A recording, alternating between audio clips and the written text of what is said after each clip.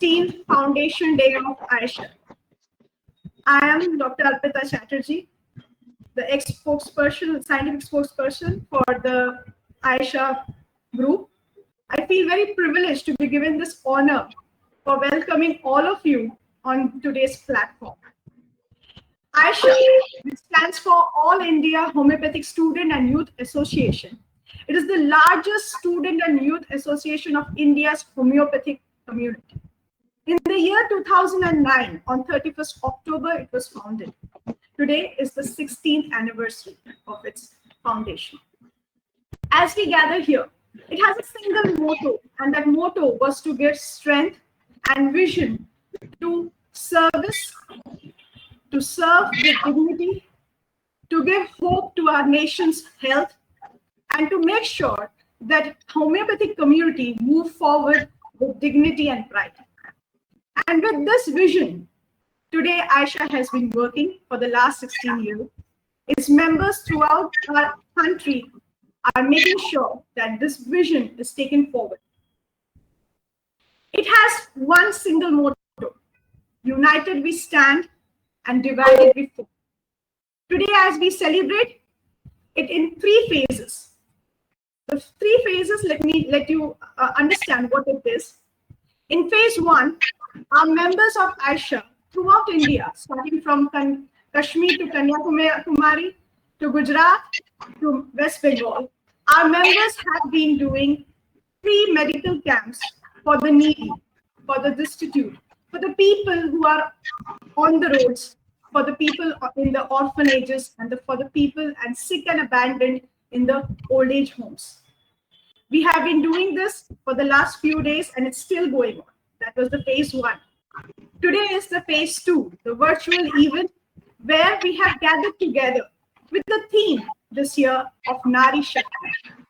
Now, for the centuries together, we have been knowing that women have been treated as second citizens. They have not been given their due respect, their dignities. They have never been appreciated or acknowledged for their dedication, for their strength, for their courage. They are not only mothers, they are not only nurturers, but they are the pillars of our society. And taking those things into consideration, this year we have started with the iconic Women Homeopathic Award 2025 and also the Nari Shakti Award 2025. In the phase three, we have the 1st of November and the 2nd of November, our conclave, where we will invite eminent speakers to speak on topics which will help propagate and make the vision of homeopathy, of holistic healing, go forward with the scientific. So I'll invite you all for our 1st and 2nd November conclave. I feel very privileged to take this moment to acknowledge our esteemed dignitaries and guests who have been today a part of our event. They have taken time from their busy schedule to come today and join us. First of all, I take the honor to welcome our chief guest, Dr. Pinakin Trivedi, a name which resonates throughout India. People know him for his courage, for his vision, and for the way he has taken homeopathy to a footing where we all would always feel proud of ourselves to be homeopaths. So I welcome Dr. Pinakin Trivedi, who have been the former chairperson of National Council of Homeopathy, for being a part of our celebration and being our chief guest. Welcome, sir. We have second with us two chief guests. One, again, we don't need to mention her. All of you might be aware of her work and her presence, the charismatic presence she has, is Dr. Ayesha Ali. She is the State Homeopathic Council from Madhya Pradesh. Of course, she takes care that homeopathy reach a footing where we feel that we are being protected, we are being taken, and we are being heard. Thank you, ma'am, for joining us today. And last but not the least, we have with us our very eminent personality, a very eminent figure, who has made not only Nari Shakti true in her word, but also through her activity. She is Dr. Aarti Soren. She is the Assistant Director and Officer in Charge from West Bengal. Madam, I feel very privileged to welcome you today as a guest for our event. Apart from that, we also have our respectable speakers for today, who are Dr. V. Roja. He is the Research Officer from CCRH, one of the very eminent speaker. Then we have with us Dr. Bharat Kumar Kuntia. He is the Assistant Professor from All India Institute of Ayurveda, Goa. Sir, we welcome you. Then we have Ashutosh Kumar, Associate Professor and Additional Yoga Expert from Udaipur. Sir, welcome. Then we have with us Dr. Syed Amir Hassan. He is the Assistant Professor from Yunus Haslani Unani Medical College, Punchkheda. And lastly, we have with us Dr. Arul Amuthan, the Associate Professor and Head of Division, Siddha, from Manipal Academy of Higher Education, Karnataka. Such eminent speakers and personality with us will make sure that this event can make us a memorable and give us a memorable moment to remember and cherish that being a part of togetherness means a lot. So I welcome you all on behalf of AIHSAYA family. Now I would like to invite Dr. Nivedita Patnaik ma'am, the Honorable Vice President of All India Homeopathic Student and Youth Association. She is a visionary, she is a leader, she is a known figure. Ma'am, please take over the mic and please proceed with the event. Thank you so much, everyone. Well, I again take this opportunity to welcome you all for the 16th Foundation Day. Ma'am, over to you. Thank you, Dr. Arpita. Namaste, Jai Shri Krishna, and good evening to all of you, all the participants, delegates, all the awardees, and the most, my responsibility is to welcome our favorite and lovable chief guest. Today, I'm honored to be here in this evening to welcome our chief guest, who is very renowned and he has a great personality, and not only in India but also throughout the world. Proud of him always, particularly myself also. All we are heartily love him on the behalf of AIHSAYA Association. Myself, Professor Dr. Nivedita Patnaik, welcome you, sir, from the bottom of our heart. Professor Dr. Pinakin Narmada Sankar Trivedi, sir. Sir, he is member of governing body of National Institute of Homeopathy, Calcutta, Government of India, former chairman in charge and president of Board of Ethics and Registration for Homeopathy of National Commission for Homeopathy, Ministry of AYUSH, Government of India, New Delhi. Sir, really we proud of you, sir. I'm so happy. Sir started his career from AGS Homeopathic Medical College, from the medical officer, then lecturer, reader, and professor. And within that period, he spent 34 years in that college. And he made himself so eligible and so prominent figure in India that he was UG examiner of many universities throughout the India, PG guide supervisor and examiner also throughout India, and DRC PhD guide, PhD examiner also through many university of throughout India. Sir, from the bottom of my heart, I would like to salute you because of you have started in Janardhan Rai Nagar Rajasthan Vidyapit deemed to be university, PhD in homeopathy. Only because of you, homeopathic PhD was started. So I salute you from the bottom of my heart, sir. Sir, your administrative experience was actually sir की जितनी experience है वो बोलूं तो मुझे कम से कम 2 घंटा तो मिनिमम लग जाएगा मैं जितना सर के बारे में जानती हूँ but there is limit of time so you have been HOD principal director at AJS Homeopathy Medical College and Government Homeopathy Medical College for 19 years.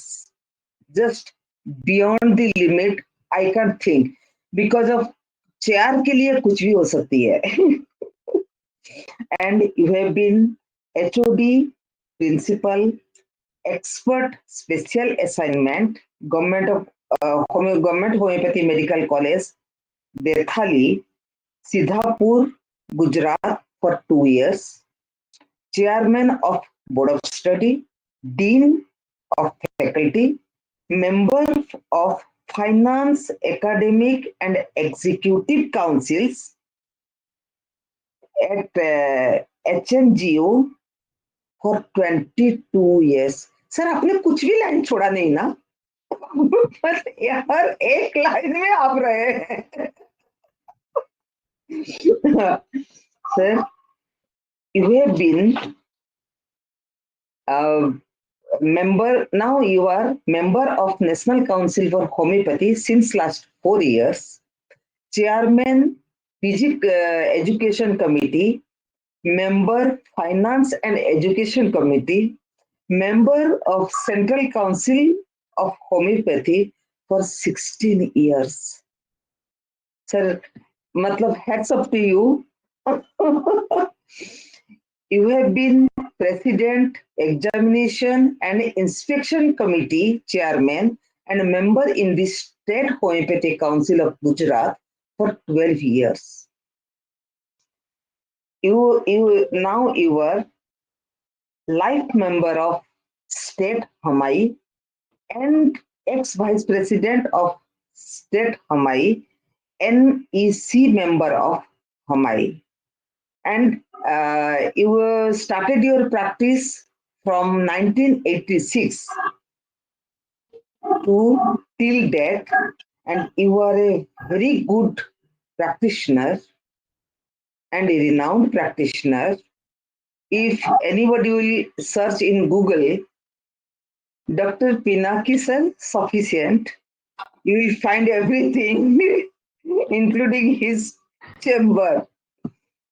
Sir, we are honored that you accept our invitation and join this meeting on the 16th Foundation Day of AIHSAYA.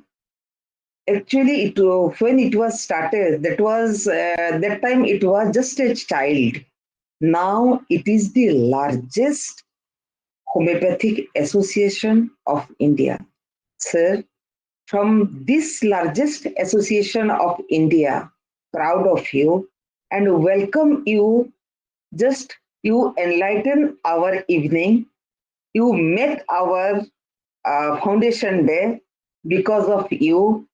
We are so much happy. Just I can't express. Pranam, sir. Heartily thank you to you for your presence. Thank you, sir. Thank you, thank you, thank you. Next, please, Dr. Niveda ma'am Arpita ma'am ये Saraswati ma'am करना चाहता हूँ Saraswati ma'am Yeah, Arpita, ma'am. I hand over to Dr. Arpita, please.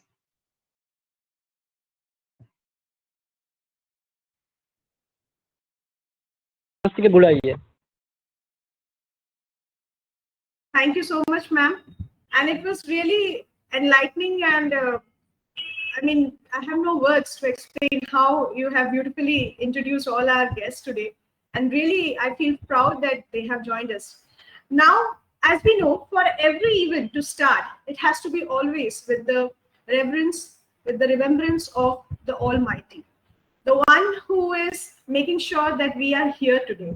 It is their small divine presence in all of us, which becomes a bigger light. And taking that into consideration, it's our culture, it's in our DNA that we need to remember the one who have given us this life. So with this in our heart, I would now request our member, Dr. Dhanushri, to please sing the Saraswati Vandana.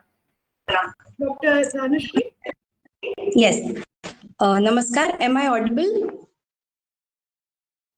Yes, Yes. you are. Namaskar to all the dignitaries. My name is Madam, Dr. Dhanush. Madam Hello. Madam आपका video of है Sorry, sir. आपका video of है धनुष में हाँ ठीक है अभी Yeah. Namaskar to all the dignitaries. My name is Dr. Dhanushri and I am pursuing MD final year in homeopathic repertory from Guru Mishri Homeopathic Medical College. So let's commence with the Deep Stotram. दीप ज्योति परब्रह्म दीप ज्योतिर्जनार्दनः दीपो हरतु मे पापम् दीप ज्योतिर्नमोस्तुते सरस्वती नमस्तुभ्यं वरदे कामरूपिणी विद्यारंभं करिष्यामि सिद्धिर्भवतु मे सदा. धन्यवाद. Thank you. It was so beautiful. And really heart-touching. Thank you. Thank you, ma'am.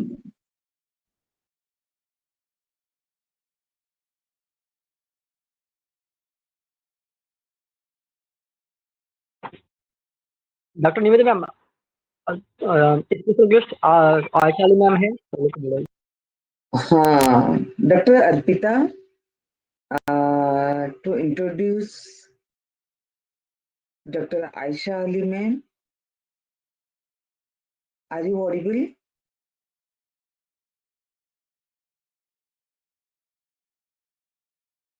Dr. Arpita? Yes, ma'am. Yeah.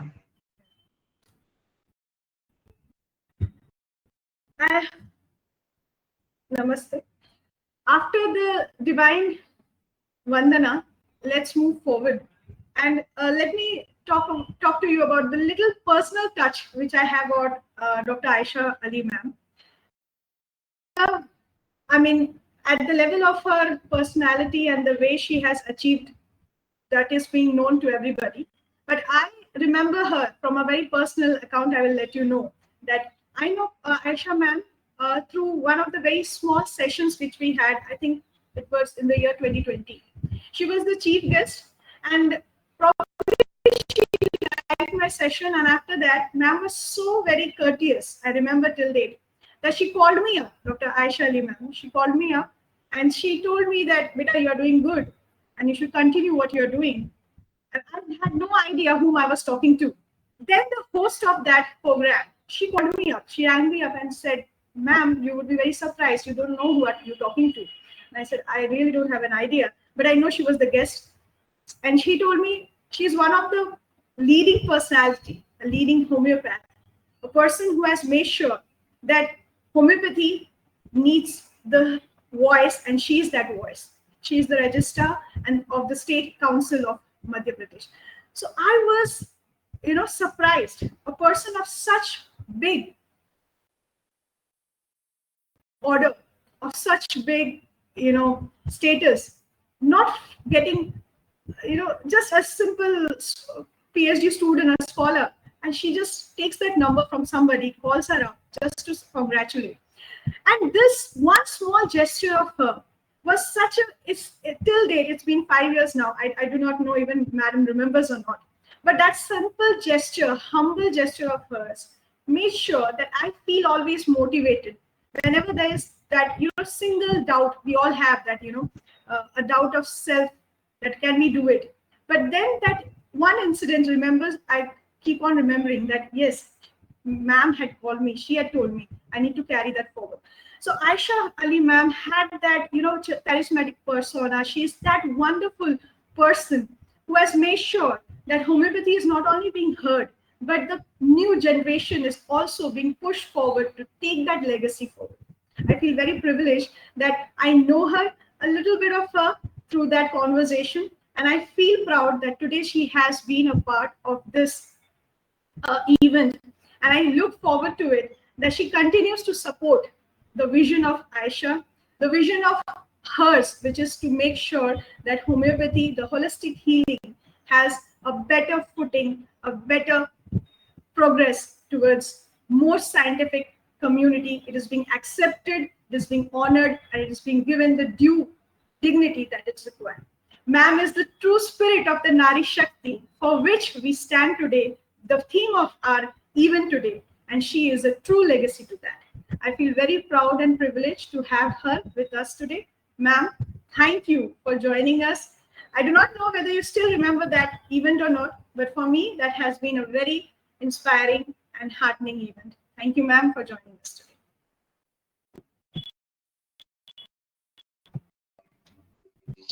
I request to Dr. Anita Lobo. Dr. Anita Lobo, are you here? Please introduce our special guest, Dr. Aarti Soren. Dr. Anita Lobo, dear, are you Nivedita here? Ma'am, Nivedita Yeah. Ma'am available ma'am, join का पड़े madam ये पे है अभी भी, तो थोड़ा आप इसको कर दीजिए ना. ठीक है, okay. Respected all the dignitaries and respected our special guest, Dr. Anita Lobum, sorry, Dr. Aarti Soren, ma'am. Actually, she is one of the real power of women empowerment, Nari Shakti. She is assistant director, Datsri, Kolkata. Okay. She joined as research officer on 2006 at Chhattisgarh, and then she become promoted to the post of DAC and RRIH Kolkata in 2022 as assistant director in charge.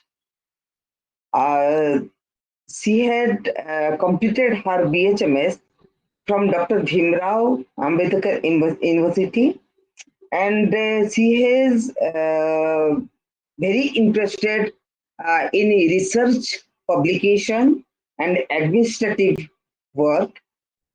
She was under the research for 19 years, and she was now she is in administrative work since last 10 years. Welcome you, ma'am. Uh, Heartily welcome you, because today we all the team members have the main focus to be the special guest must be women from the women empowerment.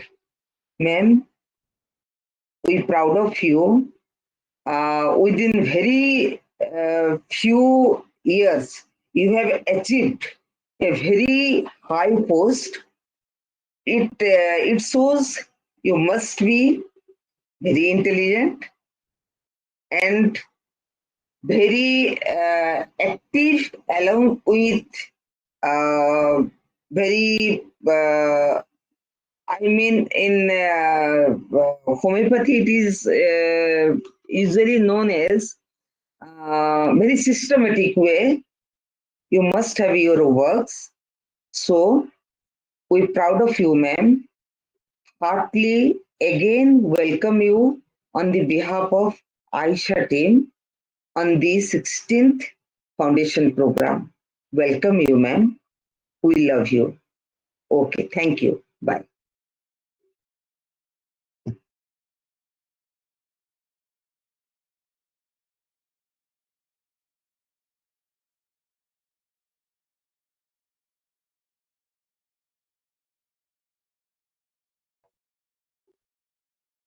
Please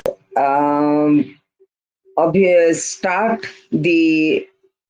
sir madam Pinaki sir है, Pinaki sir से थोड़ा सुन लेते आ रहे बाकी Ayesha Ali ma'am भी है, उसका भी बहुत टाइम शॉर्ट है हाथ में। ये दो absolutely word right. You are absolutely right, Dr. Kingsu.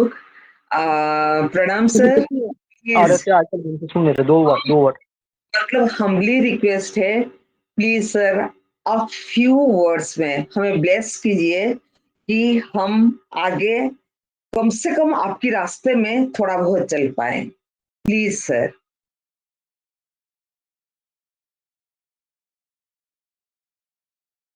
कि sir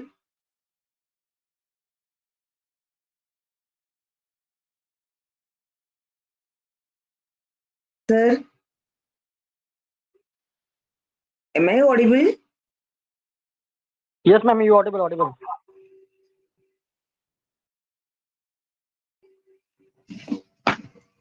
Sir, we all eagerly waiting for you, for your blessings.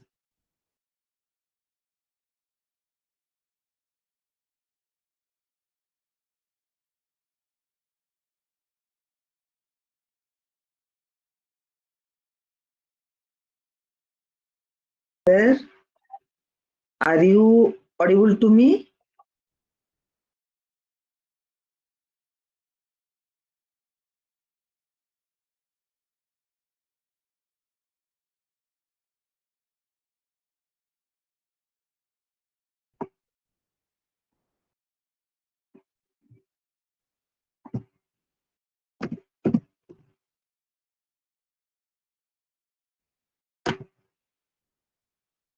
Madam Ayesha Ali madam Sir, I think, sir,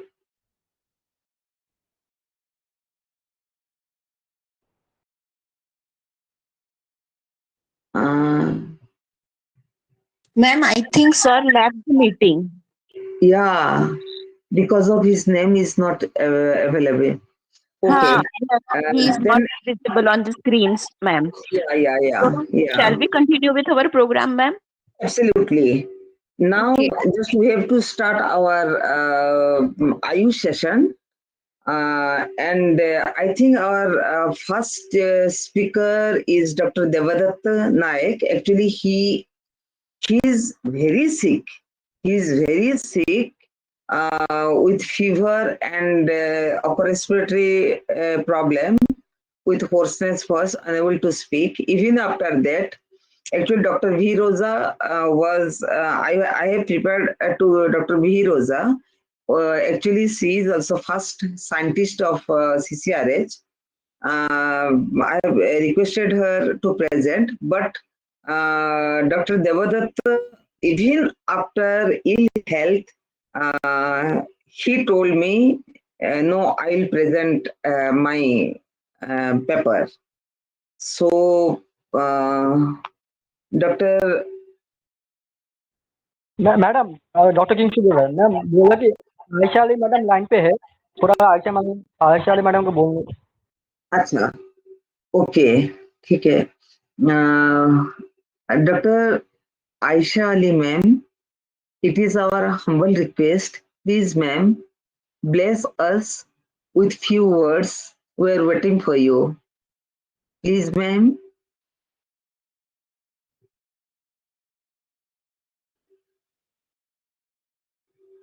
Aisha Ali ma'am. Ma'am, am I audible?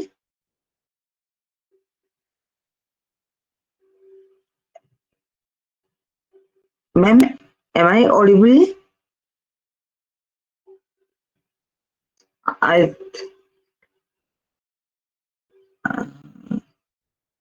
Dr. Swaran ma'am, please, it is our heartily request for your blessings and few words. Thank on you, thank you everyone. बहुत अच्छा लग रहा है आप लोग का, सब लोग एक साथ इकट्ठे किए आपने और इस मीटिंग को love you. प्लीज मैम, आप लोगों को आप बहुत yes, मैं स्टार्ट करूं? यहाँ स्टार्ट? हाँ, एब्सोल्युटली मैम। तो आज मुझे बहुत अच्छा लग रहा है कि आप सब लोगों ने ये प्रोग्राम किया और आप सब लोगों ने एक स्टेज पे सब लोगों का आयशा जो 16 ईयर से आपका जो ये वो संगठन और आज नारी शक्ति पे आप लोग वुमेन इन पावर पे रखा है, रियली इसका थैंक्स मैं दिल से कर रही हूँ और तहे दिल से कि नारी शक्ति तो अपन की दिख रही है कि आज नारी शक्ति है कहाँ, वुमेन इन पावर कहाँ तक पहुंच चुका है। तो मैं सबको सलाम करती हूँ क्योंकि मैं भी नारी हूँ, मैं भी वुमेन हूँ और सबको सलाम और सबको दिल से दुआएं करती हूँ कि आप सब लोग अच्छे रहें, खुश रहें और कामयाब रहें और होम्योपैथी का नाम ऊंचा रखें हमेशा हर घर में। और मैंने अभी लोगों ने मुझसे पूछा था कि होम्योपैथी के बारे में आप क्या चाहती हैं आगे, तो मैं यही चाहती हूँ कि हर घर में होम्यो, जैसे कलकत्ता में है, कलकत्ता में दो चीजें इंपॉर्टेंट हैं, one is the homeopathic, second is the music. Am I right? दोनों दो चीजें इंपॉर्टेंट है जहां पर कि होम्योपैथिक चलती है हर घर में, होम्योपैथिक एंड आपका म्यूजिक। तो ये हमारे पूरे वर्ल्ड में हर घर में होम्योपैथिक जाए, ये मेरी प्रे है और ऊपर वाले से गुड विशेस है कि ये सारी जगहें हमारी होम्योपैथिक आगे बढ़े और लोग होम्योपैथिक साइंस को समझ सकें। तो आज आप लोगों ने इस प्रोग्राम में मुझे इनवाइट किया, थैंक यू सो मच। मेरे बारे में काफी तारीफ करी अर्पिता ने और मैं बहुत बहुत शुक्रगुजार हूँ अर्पिता की, निवेदिता का और सभी लोगों का। और मैं ये चाहती हूँ कि जो वुमेन इन पावर का मैंने एक बहुत बड़ा एक अपना ग्रुप बनाया है होम्योपैथिक वाला, शायद आप लोग भी शायद उसमें होंगे और नहीं होंगे तो मैं ज्वाइन करवा लूंगी। उसमें सारी वुमेन्स हैं और सारी वुमेन्स अपने अपने जो जो पेशेंट देखती हैं उस पेशेंट को उसके अंदर जिससे कि एक दूसरे का नॉलेज बढ़ता है और एक दूसरे का ब्रॉड होता है कि किस मेडिसिन से किस तरीके से अपन मरीजों को ठीक कर सकते हैं। तो ये आप लोग हैं कि नहीं मेरे वुमेन इन पावर में ग्रुप में? मुझे भी रिसेंटली किसी ने ज्वाइन करवाया। मैम आपने तो हमें जोड़ा ही नहीं, पता कहाँ से चलेगा? हाँ, अच्छा, ऐसे काम कर लेते हैं और हमें पता ही नहीं देता। I am so sorry. मैं आप लोग को अभी 2 सेकंड में जोड़ूंगी, मैं जैसी इधर से हटूंगी तो मैं आप लोग को अभी हाल उसमें नंबर, आप जितने लोग बैठे हैं उन सब का नंबर मुझे सेंड कर दीजिए, मैं सबको एक जगह करती हूँ। तो जो वुमेन शक्ति है, मैं वुमेन के लिए एक चीज बोलती हूँ हर स्टेज पे कि वुमेन एक दुर्गा का रूप है। M I right? दुर्गा के जो अपन के जो ये जो हैंड्स बताते हैं ना कि इतने 1 2 3 4 5, रियली वुमेन को मैं सल्यूट करती हूँ।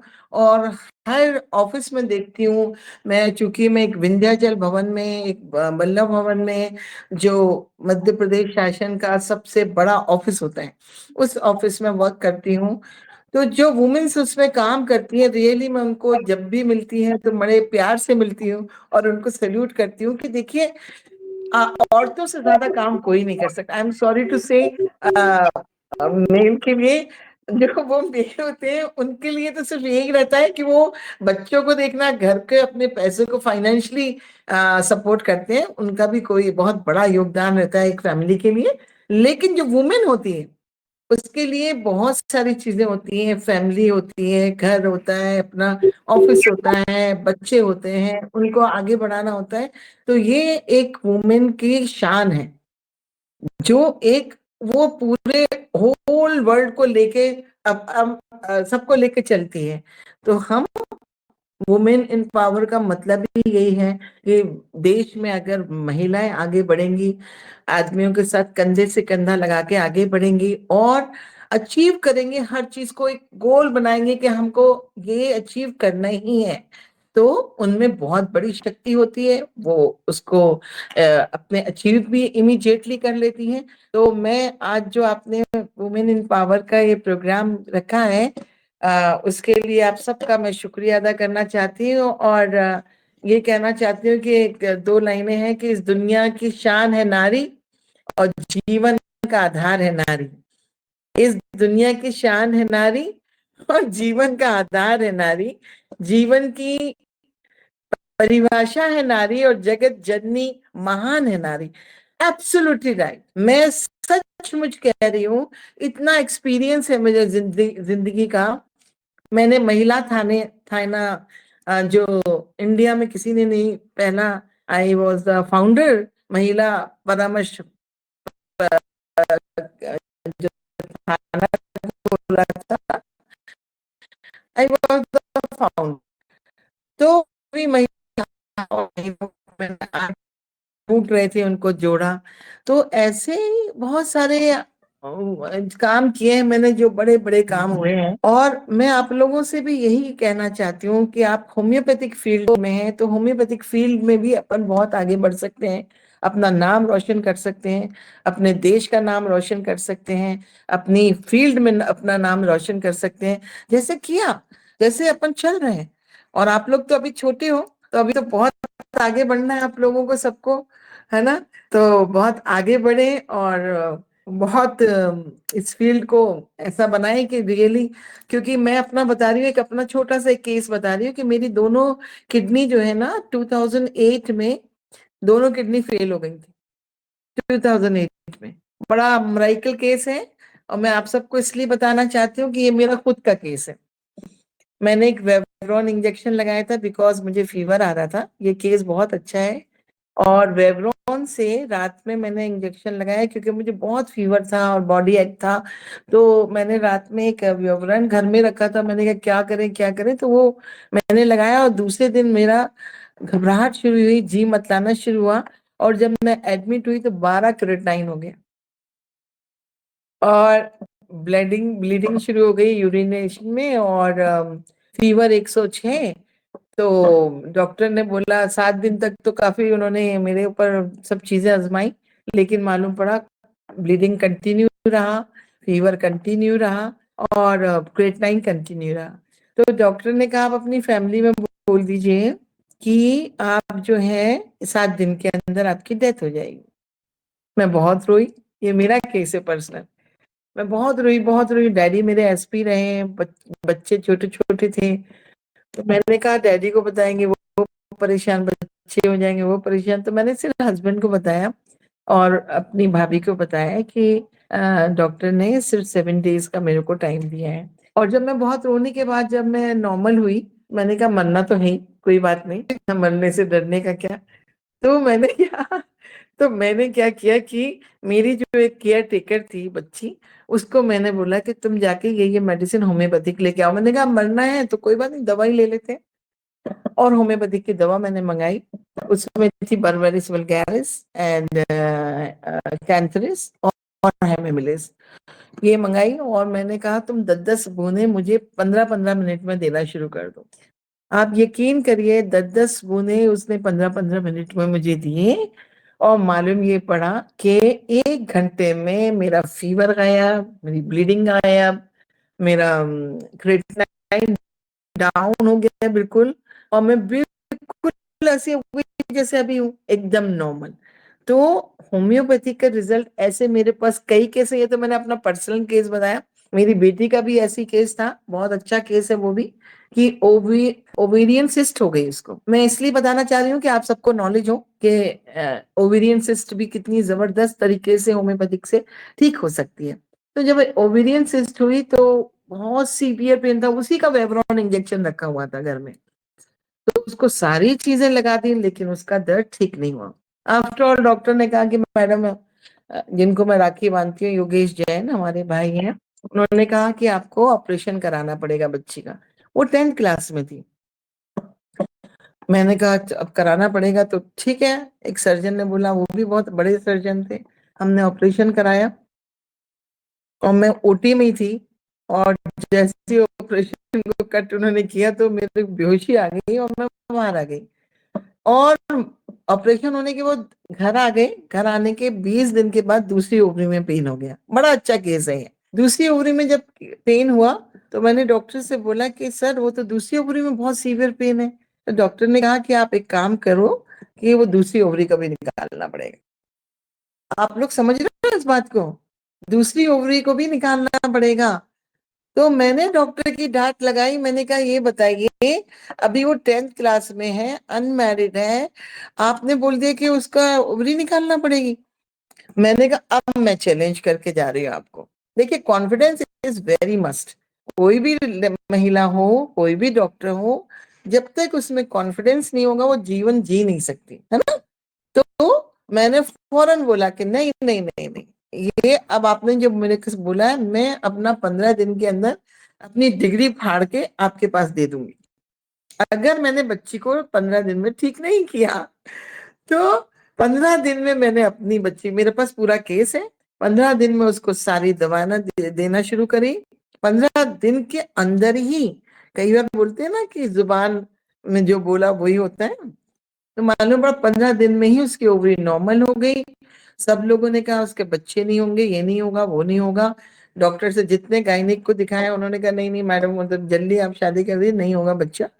तो मालूम ये पड़ा कि मैंने जल्दी 19 की एज में शादी कर दी। डॉक्टर ने बोला मैडम मुझको बच्चा तो नहीं हो पाएगा। मैंने कहा ठीक है, वो भी हम देंगे, वो भी हम देखेंगे। और मालूम पड़ा दवा दी, आज 3 बच्चे हैं उसके। तो ये ऐसे मरेकल केसेस होम्योपैथिक के अंदर बहुत ही मरे। और मैं आप सबको मैंने चैलेंज करती हूँ, जितने लोग डॉक्टर्स हमारे साथ बैठे हैं उन सबको ये बताना चाहती हूँ कि अपने में कॉन्फिडेंस लाना है। होम्योपैथिक बहुत जल्दी रिजल्ट देती है। ये नहीं कहिए कि आप इसका साइड इफेक्ट होते हैं या ये बढ़ा देती है पहले डिजीज को, फिर अपन चालू करते हैं तो मतलब उसके साइड इफेक्ट होते हैं। मैंने अभी तक अपने एक्सपीरियंस में कोई भी साइड इफेक्ट नहीं देखा। और जो भी मेरे फार्मूले जो मैंने बनाए हैं उसका आप 2 मिनट्स में रिजल्ट देखिए। तो ये होम्योपैथिक है। और लोग होम्योपैथिक को बोलते हैं वेरी स्लो एक्शन मेडिसिन। तो ये आप लोग सब लोग अपने कंसेप्ट से निकाल के लोगों तक पहुंचाइए कि नो स्लो एक्शन मेडिसिन, ठीक है ना? और सभी को बहुत बहुत धन्यवाद। मैं बात करूंगी तो और डॉक्टर्स नहीं कर पाएंगे। तो आप सब लोग को मेरा गुड विशेस, और सब लोग आगे बढ़े, बहुत तरक्की करें, कामयाब रहें, यही मेरी दुआएं हैं, यही मेरी गुड विशेस हैं। Wish you good luck, all the best, नमस्कार। और जब भी आप लोगों को कोई केस समझ में नहीं आ रहा हो या और कोई डिफिकल्ट लग रहा हो, आप प्लीज कॉल करें और मुझसे पूछें। मेरी ज्यादातर मेडिसिन इंट्यूशन से होती है।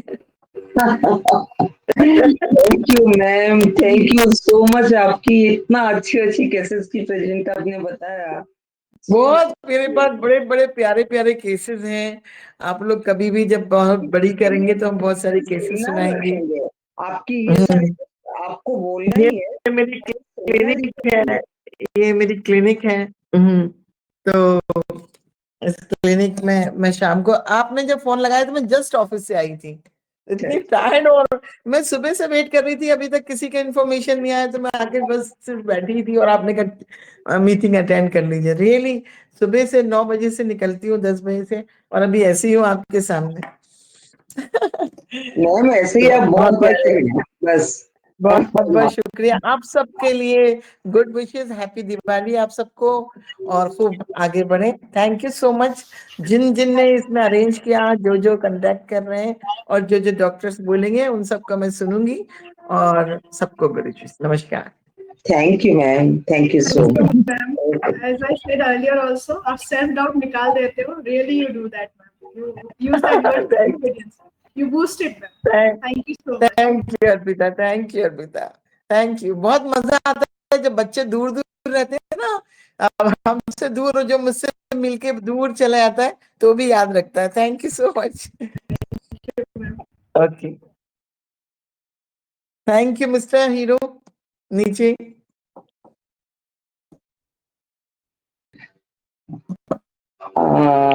I would like to request our special guest, Dr. Aarti Soren, ma'am. Are you here, ma'am? Aarti Soren, ma'am. Okay. Now, I think we have to start the AYUSH session. Who is going to and Dr. Arpita for Yes, ma'am. for AYUSH session, who is handling AYUSH session? Ma'am, I'll take over from here. Okay. Just over to Dr. Arpita for AYUSH session. Please, it is very important for all of us. So mute the mics and please listen. Thank you. Go ahead.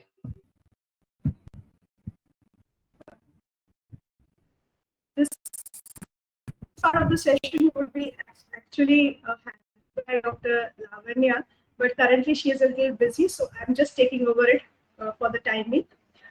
We have this session of guest speakers with us. As ma'am have already told, that we have with us a very eminent speaker who was ill, who is currently not very okay, but yet sir had said that he would be present today for our session. So I would request our eminent speaker, sir, can you please start with Dr. Devadatta Naik. Dr. Devadatta Naik from CCRH. Sir, can you please start your PPT, and if you can share and can start with the session? Dr. Devadatta, are you here? Dr. Devdatta, sir? Yes, I am here only. Okay. Sir, yeah, if you can share the PPT, sir, and we can start the session. I hope it will be okay for you. Devdatta, sir, can you hear me? Yes. Yes, Am I audible? yes, sir. Yeah, absolutely. Am I audible? Welcome, Dr. Devadatta. Thank you so much. I'm sorry you are not well. Even after that, it is your moral courage. You are presenting your part. Thank you. Actually, a long back you people has given invitation, but since 3 days I am not keeping well. So because of daily pollution. Sir, this shows your compassion and your love for homeopathy. In spite of your health, you have taken this opportunity. Thank you, sir. I'm giving the session to you, sir, completely. Dr. Devdatta Naik, sir. My slides are visible to Yes, all sir. of you. Yes. PPT is visible. Visible. It's visible, The sir. question comes, why you should do a basic research in homeopathy or fundamental research in homeopathy? Because homeopathy is a proved on humans. We have a drug proving, and why you need this? But the question is that if you don't do, what will the problem? Question is not the what will the benefit we will get out of it. What will the threat we will have to our system if we will not do fundamental or basic research? The first question comes, biological plausibility. As you all of you know that there is a placebo effect. Even if we don't give anything, if I talk good words, still I can have a therapeutic effect. As you know that psychotherapy has its own effect. These things has challenged Because of this, homeopathy has been challenged since long time. If you go back to Hahnemann's time, 50 years after Hahnemann declared belladonna was prophylactic for scarlet fever, a trial was conducted, and they concluded that belladonna is not effective. And second part comes, if it is doing, it should have biological effect, and its mechanism of effect. Nothing can happen in a body without any biological involvement of body system, body cascades, chemical cascades, or cytokines, chemokines. There are so many biomarkers, those which are signature of biological effects. So this is the classification type of homeopathic research, and I will be only just telling about basic research. Basic research is either it is biological research or physicochemical research. You just tell me whether when Hahnemann was there, he was keeping medicine in glass bottles. Plastic bottles were not there. Can I keep with the medicine in plastic bottles? Because the market has increased, user group has increased.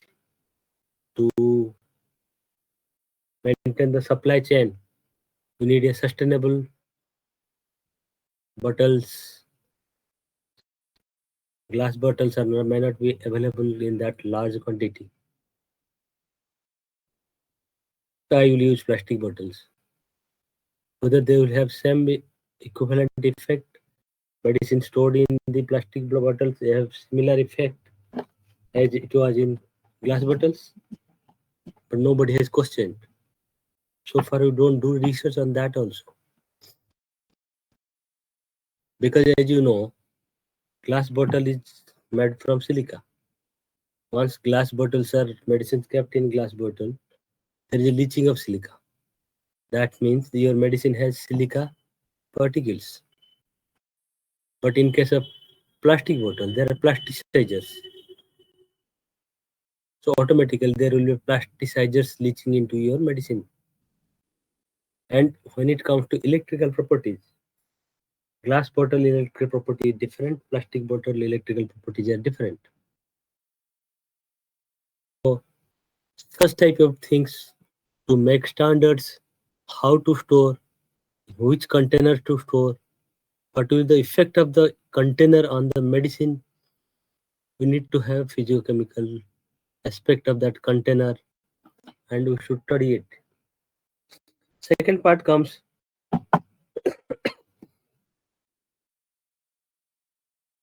when we give alcohol. It is 91% alcohol. What is the difference? Can you know that the alcohol which is available in market and the alcohol in our medicine are same or different? Whether they have different properties. If they have different properties, and what are those properties? And what are the crucial properties, key properties? If that property is destroyed, your therapeutic effect will be altered. So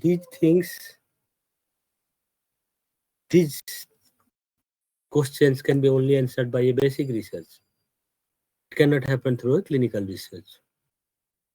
Earlier, we always neglected, we will prepare a medicine. I have found many times. So many of our physicians, they prepare medicine by themselves. Take some venom, they take some plant, they prepare and start giving. This is good. But what is the optimum? What is the optimum storage condition?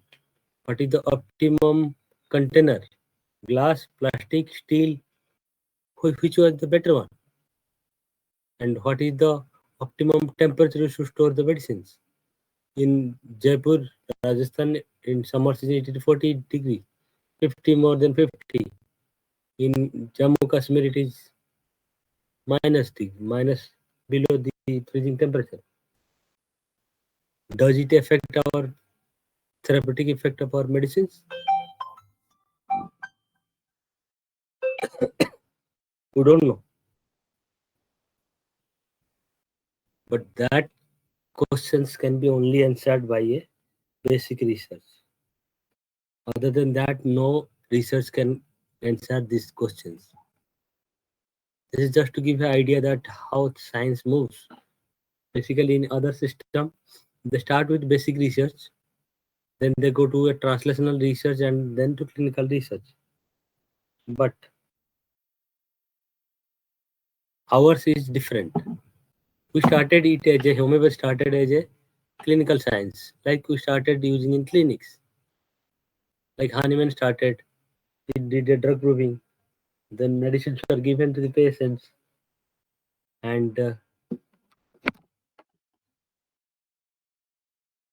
now we want to understand the variables which are responsible for effect.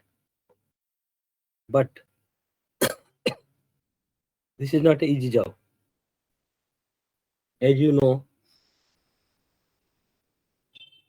basic research, government of India, throughout world, they spend a lot of money on basic research. You see, earlier,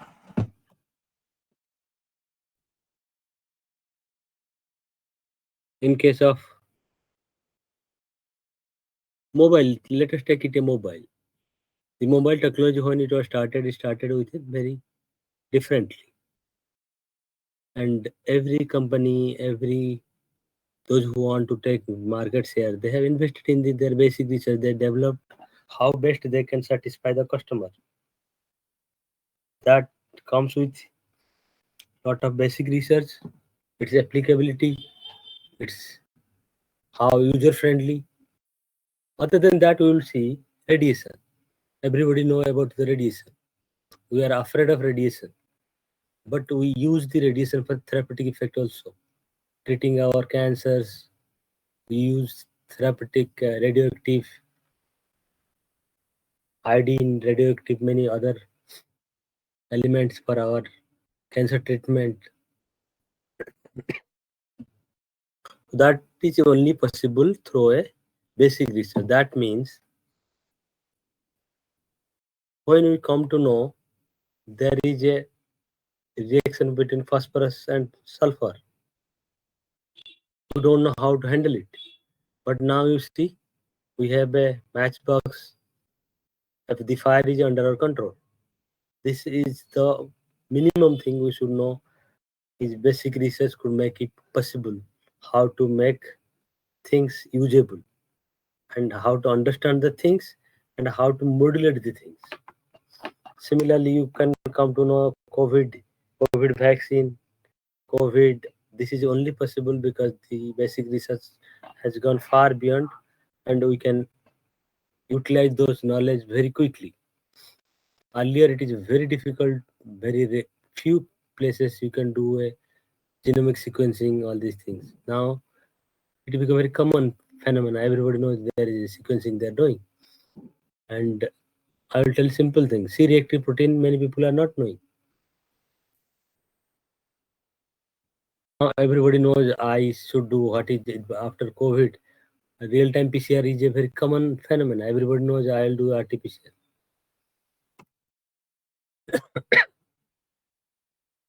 Simple thing. There was a first person who did the review of homeopathy. He declared et al. In 1991. They told there is some positive evidence. But this positive evidence only can become believable if there is a mechanism action were more plausible. Just to give you an idea now, I was part of you may be knowing that arsenic album, we published a paper in scientific reports. for immunomodulation by arsenic album for COVID. The paper was published. After 2 months, the journal contacted us. See, we have published this paper. Now there are so many comments that we are receiving from very quarters that homeopathy cannot have effect. We want to retract it. Then we reply to them, why it will not have effect? Because it has no particle in that. Mathematically, 30 proteins should not have any particle. Even if we have given data about the presence of nanoparticle in arsenic 30, still they didn't agree. It is not because of that science, because of they told we believe that homeopathy is biologically not plausible. It is not plausible to have a biological effect. So we want to take it out. So we then didn't agree. We countered them. Then they take it out. And of course, they return the money for the publication charges. Similar thing is happening with another paper also. We have published in European Journal of Pediatrics. Similar thing they're asking, this is not possible. Then question that puzzles as much homeopathy as others. Can you tell me how has the law of similar been scientifically demonstrated? Is it universal? What are its diversities? Is it applicable in everywhere? Can homeopathic medicine in potencies, particularly beyond Avogadro numbers, has biological effect? Does these biological effects are very consistent? Potentization, is it a demonstrable reality? If I don't do a potentization, just I shake it or stir it, will it have the same effect? What do we know about the transfer of pharmacological information from liquid to solid, then to pellets? What is that is getting transferred? If I think liquid is the medicine, it's okay. Then what is getting transferred from in the globules? Because after putting in globules become dry up. Alcohol goes out. So what remains in the globule? So we have no answer to this. What is the nature of homeopathy medicine is potentized form? What is their energy level? How they form the bonding? Whether hydrogen bonding, what is the pattern of their clusters? Because wherever there are multiple molecules are there, they form clusters. Whether they form clusters, whether different homeopathy medicine has different type of clusters. Pathway of action of homeopathy medicines. Is Hahnemann theory of chronic disease valid? At present day, when we know that there are so many things, there are different methods of generating theory. Because Hahnemann's time there was the qualitative research was not that much developed. So nowadays, if you want to generate a theory, you can take a project like ground theory. You can study the population. Then you can generate a, if some theory exists, you can generate a theory. Scientific logic theory of vital force.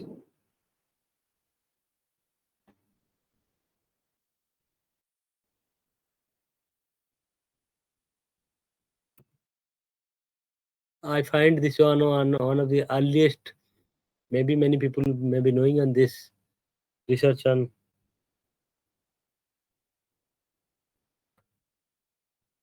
by Boyd. His Boyd manometer he has developed also in 1936, and some of the paper in 1955. Controversy started here when you see the Ben Beneste. You see here the last author. He was part of one of the leading in Serum Institute of. It is one of the leading immunology institute in Paris. He published that homeopathy medicine are able to degranulate basophils, and it was published in Nature. You know Nature journal. Nature journal is one of the leading journal, nature, science. Nowadays it's very difficult. If anyone has a single publication on nature, it's a lifetime achievement. They think that I have published a paper in nature. Of course, it is not like that. Many of the papers which brings breakthrough that never published in a mainstream journal, means high standard journal, because new theories are never accepted by the established journals. But as we know that our people has that I published in nature, that is the only thing they find to claim. So after this, what they did, they made a committee under the chairmanship of a James Randi. He is a magician. To see how to demean homeopathy, what they did, they made a committee under James Randi. Then he came and he did blinding, all the things. So finally, they retracted this paper, and the Ben Minister lost his career throughout a year. And when he gave his statement to end part of life that homeopathy is the peace pot of devils, because he touched it and he lost his whole life career. That is a basic research, early part of basic research. You see this news. Subsequently, they made a Nature news in Serum that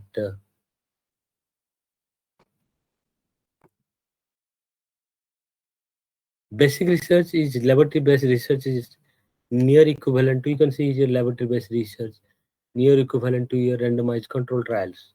Systematic review, meta-analysis, laboratory-based research, and randomized control trial. Below that, all the things comes.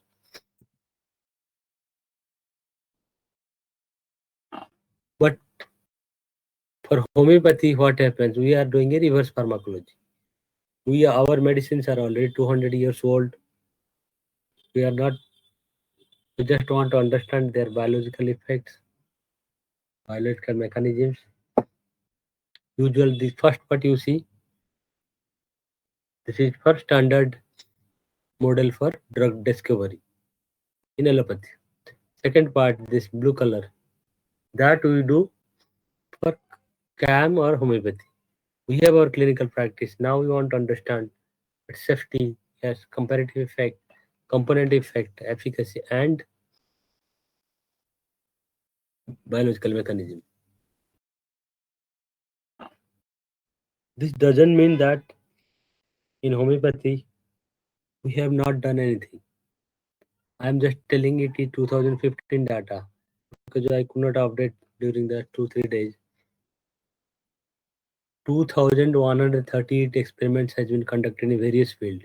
You can see biochemistry, cell biology, microbiology, oncology, psychophysiology, toxicology, pharmacology, virology.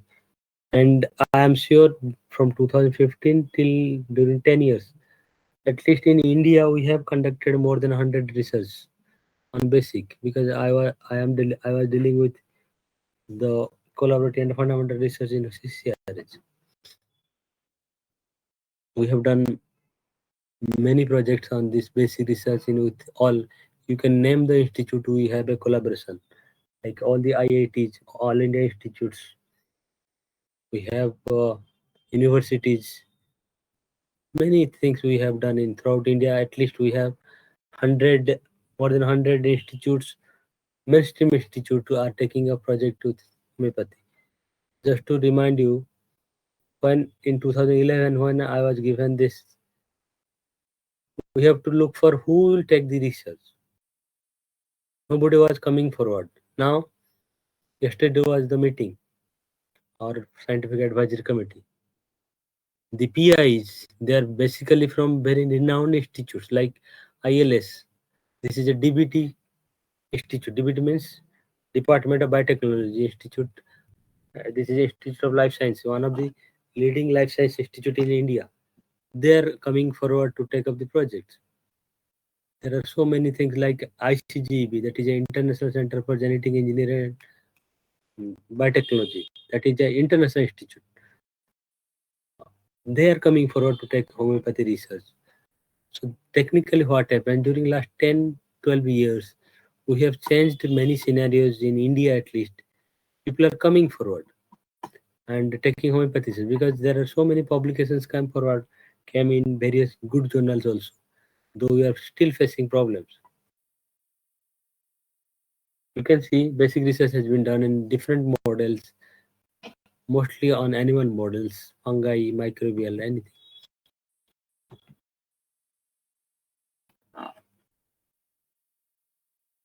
I have put forward few questions there in the first, second slides. You can see as the law of similar has been scientifically demonstrated, post-conditioning harnesses and homeopathic similar principle, one of the theoretical discussion, but experimental evidence is yet to be conducted.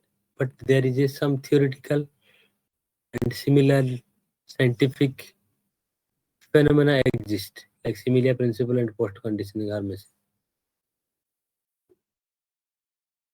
Similarly, the studies on this is one of the earliest study. Aspirin is very ultra low dose in healthy volunteers. You know aspirin, and when it is ultra low dose, it has opposite effect. Then what are the in vitro evidences for effect of hypotension?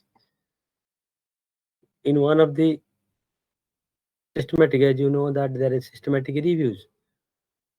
In the year 2007, Claudia Witt, they conducted a systematic review, and they found that 3/4 are replication are positive. They found around 75 publications, 67 experiments are evaluated. The important part of any research is that whether the result we got in one experiment are replicable in experiment by others. It was found that about 3/4 of all replications were positive. That means the results we found are reliable. No positive result was stable enough to produce by all investigators. A general adoption of success control. That is his own comments what further development can be done. Similarly, in case of animal models, this was a systematic review also. It was conducted by Leonie Bonamin in 2010. Selected papers yielded evidence of important intrinsic features of high dilution studies.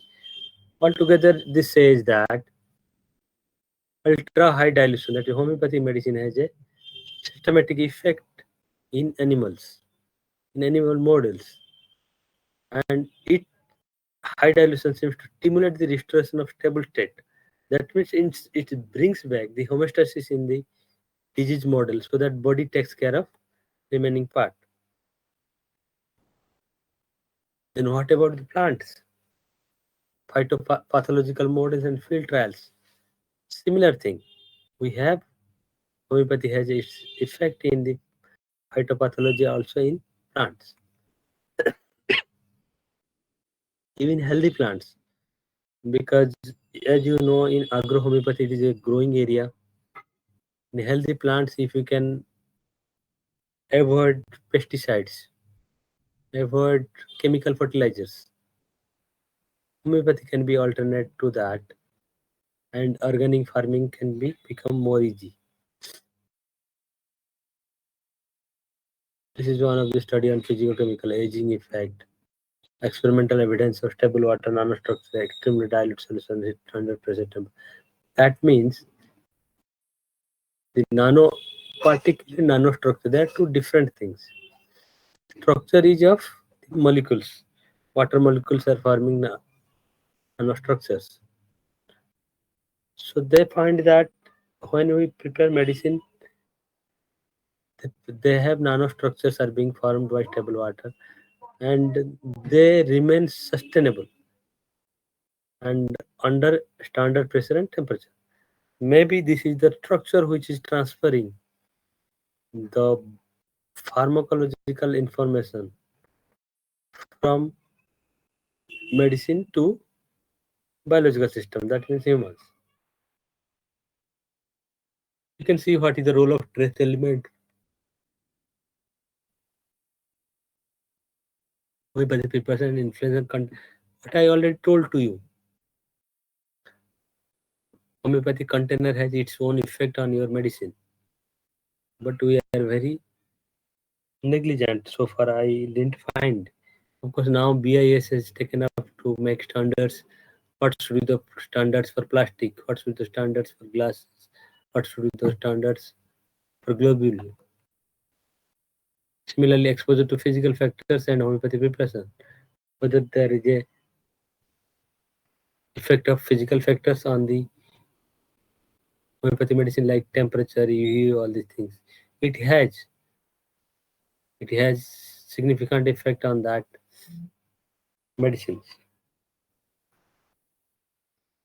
There is a big question always that whether homeopathy medicines are safe. It is safe.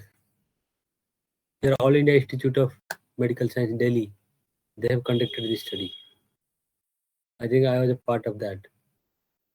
So we find that all the medicine like bellis, curcuma, langa, all ricinus, travelers, even in mother tincture, they are safe. High potency in basic research. Though often criticized, many experiments with remedies diluted beyond Avogadro's number demonstrate specific effects. Around 90% of experiment, at least one positive result was reported. And the basic research data set to support specific effect due to high dilution. Do basic research results are reproducible? Yes. 70.4% studies are reproducible. And 24 models were replicated with comparable results. There are basic research guidelines existing how to put that. These things you can see the this year is what did. This is a very old list. Now it has gone far beyond. And interesting is that next part, homeopathy, India is the second highest contributor of basic research. You can see here. India here. Brazil and India. I think now it is more, it was in 13. After that, no study has been conducted. Who is doing how much? I think we have been gone far beyond this. Of course, Brazil people, they do a lot of things on this. Number of publications per country. See, India has highest publication here. After this, India has 16 in this.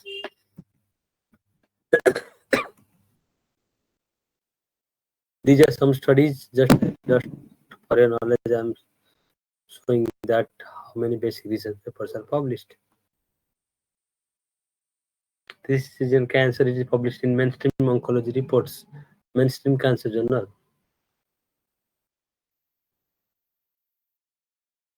It's a calcarea carbonica in cancer. You can see. There are so many things has been done, and still there are some criticism remains that independent replications are not there. Robust error experimental techniques, there are some errors are there. It is applicable to every science. It is not that homeopathy is problematic. For every science, every research has its limitation, at its own share of biases. So that is not big thing, but only thing we don't have much systematic research institutes for homeopathy. But now we have developed a laboratory at Calcutta, BSL2 laboratory, 552 laboratory at Calcutta, one laboratory at IIHT, that is a physicochemical laboratory. So now we have taken up many laboratory developments. Still, we have some of the limitation basic research. Majority of study concentrate on demonstrating effect of potent agents. More experiment on homologous homeopathy and minimum on heterologous homeopathy. Results are not given enough recognition. More limitations, some limitations are there, but still it is always there. Whatever you will do, limitations always will be a part of it for the progress of the next future progress.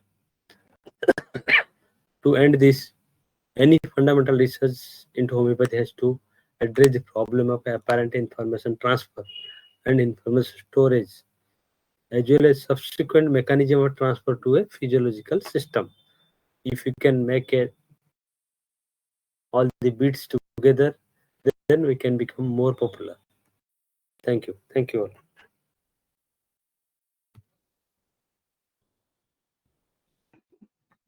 Heartily thankful to you, Dr. Devadatta. Even after ill health, actually, you have explained much more which are not in our knowledge. Actually, there is need minimum 2 hours to learn 1% from all your slides. Heartily thankful to you. It is so knowledgeous to the power n. Thank you so much.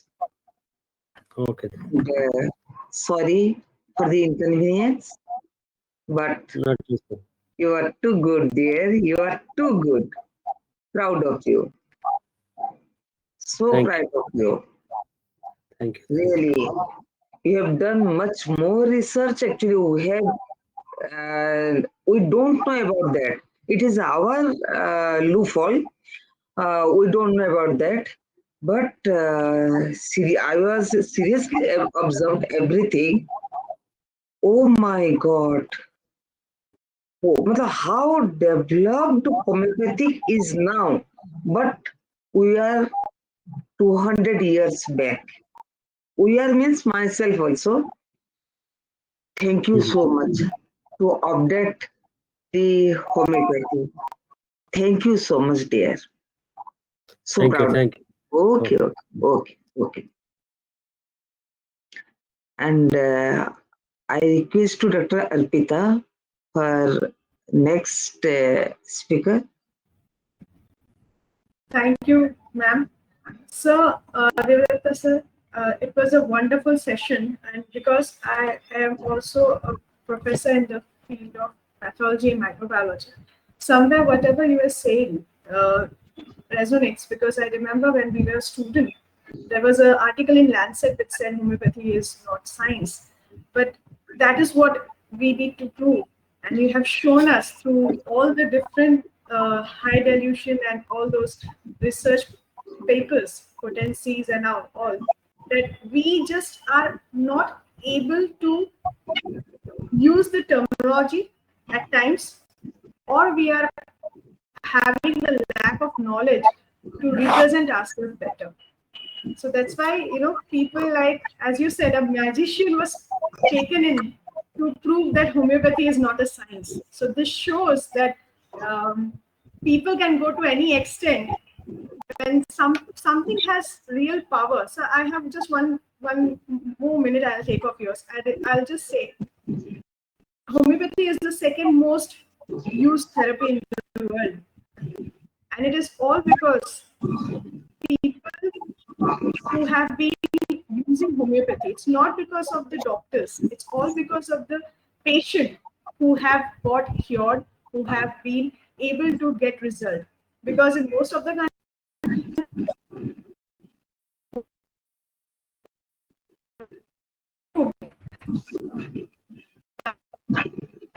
number one. So yes, sir, thank you so much for giving us an insight about every science work to make sure we can pursue. Congratulations, very nice. That we have. Okay. Thank you. Excellent speech. Request our second guest, Dr. Bharat Kuntia sir, who is from All India Institute of Ayurveda, to start with his presentation. Sir, please kindly take over. Namaste to all. First of all, I would thank you for the organizers and my sister, Dr. Nivedita. And it's a really pleasure to meet you all. And I was listening from the beginning of the session till the last speaker, Dr. Devdutt. And I found that it's an extended family of AYUSH system. I have been fortunate to be a part of the AIMS Delhi and All India Institute of Ayurveda, and I have also closely worked with the Ministry of AYUSH for this AYUSH system that is collectively taking care of the India. That is, we can say that the few things make big headlines, but the true India is actually using the AYUSH systems. So that is not a statement, it is a fact, and that is supported by the data. So I would just start my presentation, and I would not take much of your time. So let me share my screen.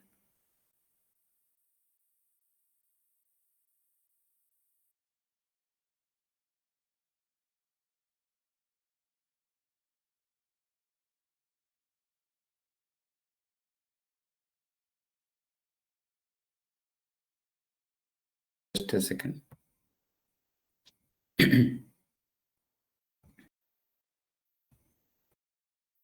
Please let me know if my screen is visible. Is it visible, ma'am? Yes, visible. Okay. So this is our institute, and I welcome you all to visit All India Institute of Ayurveda, Goa. It's a very nice place, and you all are welcome whenever you have your convenience. So you can, I would be happy to host you all.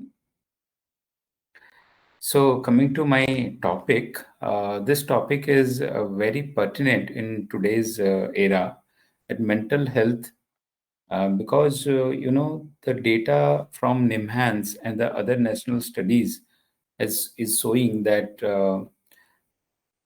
in our lifetime, any individual in India is facing mental issues.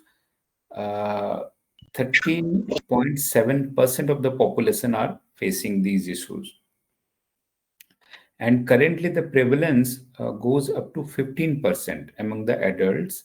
They actually require the intervention, but they are not getting access, or however, due to social taboo, or there may be some family issues, or underdiagnosis and lack of the facility is there.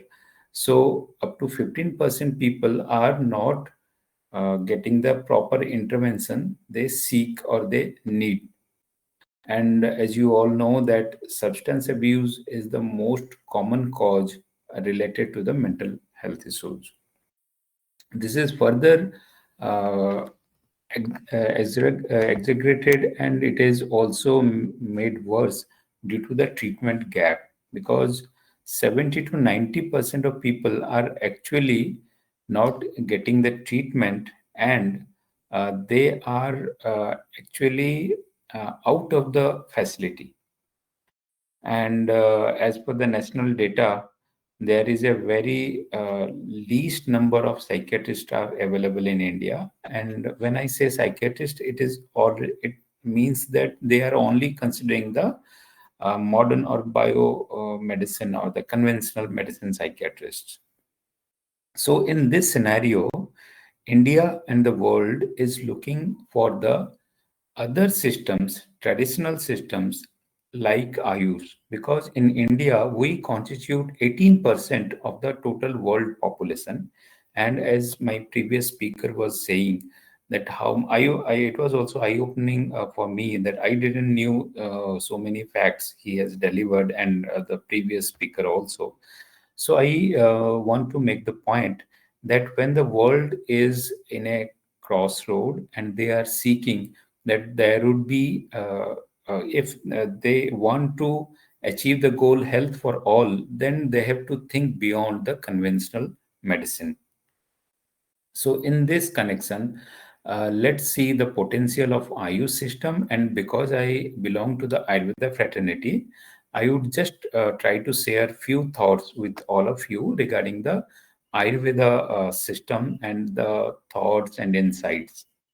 So basically, the goal of Ayurveda uh, is to maintain health and alleviate disease. As we say in Sanskrit, that Aturasya Vikara Prasamana and Swasthasya Swasthya Rakshan. So among these goals, the first and primary goal is Swasthasya Swasthya Rakshan. So now the question comes that how to define that a person is swastha, how to know. So Ayurveda defines it very clearly that we have to know that prasanna atma indriya mana. We all know that the absence of disease is defined by the WHO as a health, but that is a incomplete definition. So if we see that the Indian tradition, we always consider mind and body. There is a famous dictum that pratyaksham hi alpam. Like the my previous speaker was saying about the retraction of the papers. So I'm reminded of Sri Aurobindo. Once I was reading a book, he has mentioned the detailed explanation of the biomedicine, the modern allopathic medicine, and homeopathy and Ayurveda and all other systems. There he has mentioned that the reductionist approach, when they want to find one molecule for one effect, that is not going to work. And somehow the modern science is also accepting this with the N is to 1 trial, and they are also going towards the quantum era where they cannot ascribe or to point out that this factor is causing this effect. There can be a systems effect. So coming to our topic, uh, body and mind, these two things are interrelated, and for health or for disease, both has to be addressed properly and integrally. So Ayurveda says that when it comes to mind, actually our mind, when we say that my mind, actually it has 4 dimensions. First, there is manas. Manas means whenever I think and I am willing about something, I wish and I think, that is one component. Next component of my mind is buddhi, that actually dissects things, it discriminates and it analyzes things. And the third thing is chitta, or the memory component, where we store our memories.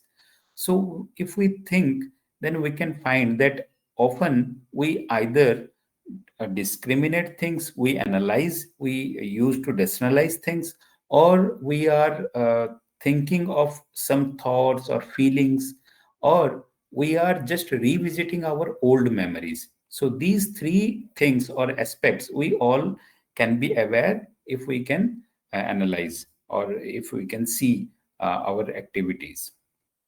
The fourth component of the mind is ahamkara or ego. It is not a negative sense. Ahamkara is very important because until unless I feel myself important, I cannot proceed. So, to summing up, manas, that belongs to our thoughts, feelings, buddhi, that discriminates, that analyzes, that judges, and chitta, where our memories are stored, and ahamkar. These 4 aspects creates our mental being. So as you can correlate to the yoga text, like Patanjali says that yogastu chitta vritti nirodha. It means when we are healthy or disease, we are always witness to the vritti or the pravritti. It means that when we are also in this online session, in our background, in the background of our mind, there are many thoughts or many impressions are ongoing. So that is the part of chitta. So we have to clean the chitta with the help of ahankara and manas and buddhi. So how to do it, I will discuss in the next slides. So I have already discussed this slide.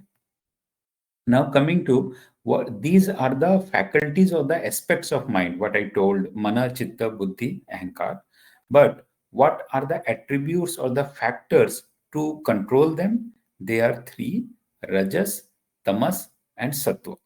As I have put this diagram, this is one of the paper from our group.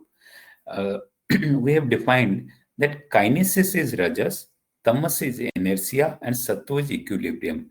Again, we can we can feel that either at some times we feel like in the movement we always are excited or feeling restless sometimes, and at some times we feel that inertia.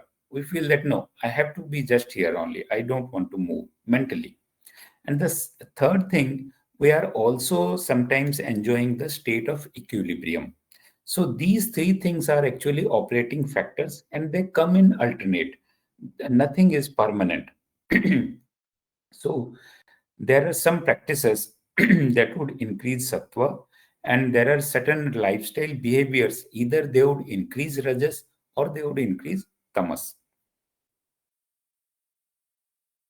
So now coming to the components or the practices or the therapies which can help us to control the mind of the patients or the otherwise also whoever are apparently healthy. They come we in our clinic, we see that when a patient comes with a mental disease, mostly the next burden thing is the caregiver burden, because for epilepsy and mental issues or even dementia, when a patient comes, the caregiver has to accompany, and they are also very burdened with the disease aspect running in the family. So when we see that not only the system has to cater to the patient, but we also need to cater to the caregiver and the family also, because in modern hospitals we see they are only concerned about the patient, but here we try to counsel and to know the details of the patient and the caregivers in the family, so that we can create an environment, a conducive environment in their home, so that it would make them heal easily and in a faster pace. So, to maintain a holistic wellness, there are mostly four practices that we use in our hospital. The first is Sattva Avajaya. Sattva is the again other synonym of the mind. So, if we have to Avajaya, it means we have to get a control over our mind. That is one technique, Sattva Avajaya. Next is Achara Rasayana. Achara means Acharana. Rasayana means rejuvenation. So there are certain code of conducts in Ayurveda, not exactly the code of conducts. They are actually lifestyle behaviors that would give us the rejuvenative feeling. Like we are behind, we often people are behind, like I have to take a supplement, I have to take an antioxidant, or I have to take something that would reverse my age, that would make me feel younger. But Ayurveda emphasizes that there are certain practices. If we abide with them, if we adopt that in our life, then rejuvenation automatically happens without any drug also. And the second is the dinacharya or ritucharya. This is an inherent part of the Ayurveda mechanism or dimensions, that if our lifestyle has to be in sync with the time, the day and night cycle, then automatically our mind would be happy. We know in Ayurveda, we always say about the three things. Those are the three supporting pillar of life. First one is diet, second one is sleep, and third one is the thoughts or our conduct. So we all can correlate in a patient's life. We only talk about the in modern medicine. I know that homeopathy is very holistic, and I have my certain experiences even regarding my father and other persons also. They if they have a lifestyle that is attuned with the circadian rhythm. Let's say a patient is coming in the morning OPD, and he has a restless mind. So we used to ask whether the last night's sleep was good or not. So that begins with the recording of the data, that if the night sleep is not good, then the mood in the morning is not good. And that would reflect that his diet amount and the diet timing and the releasing that dietary item would not be proper. And that would lead to the mental restlessness. So, in a way, we can say that a good diet would lead to good thoughts, and good thoughts would make him relax or her relax and initiate a good sleep. So, diet, sleep, and thoughts or behavior are closely related. So, Ayurveda always advocates that we have to follow certain time related rules that would be making us healthy both mentally and physically. And the final part, yoga, though it is considered as a another stream in the Ayush, but Ayurveda is interrelated with it, because you know what is the best form of Ayurveda defined, best form of treatment defined in Ayurveda? It is called Naishtike Chikitsa. It means when a person is detached, or he or she is not hankering, or he or she is not behind anything always, then he or she actually transcends, and that is the best treatment. Medicine is not the best treatment defined in Ayurveda. So now I would just briefly tell about the cognitive control, what Sattva Avjaya means. Sattva Avjaya has different components. I would just analyze, just enumerate the Mano Nigraha. It means we have to be witness of our thoughts. And how to do it? With the breath control. Because we all know that autonomic control is very closely related with the breath. So now the pranayam is also being researched more to control the mind related issues. And the next thing is vairagya. It means cultivating detachment. Detachment doesn't mean that we have to leave things. Detachment means we have to position ourselves not as a doer or not as a achiever. Rather, if we the motive we cultivate in our mind, that gives us the fruit of our efforts. So vairagya means when I am doing such and such activities, let me think and let me detach from that activity to make it wholesome and make it complete in a sense. The next thing comes that our consistent practice, abhyasa. So abhyasa means if I do anything, be it pranayam or regular activity or dhyana, that would leave a impression in my epigenetics, so that it would be evident in due course of time. Next, as I told about the Achar Rasayana, it means it includes many things like the code of conduct can be Samajagrana Swapna. If I maintain a regular timing in sleep initiation and waking up, then it would have a healthy effect. If I do dhyana or pranayama regularly, that would have a rejuvenation effect. If I maintain a regular timing of my diet, that would also have a good effect, because you know when the night falls, melatonin secretes. When we sleep early by 9 or 10, then the growth hormone would be secreted from 12 to 2.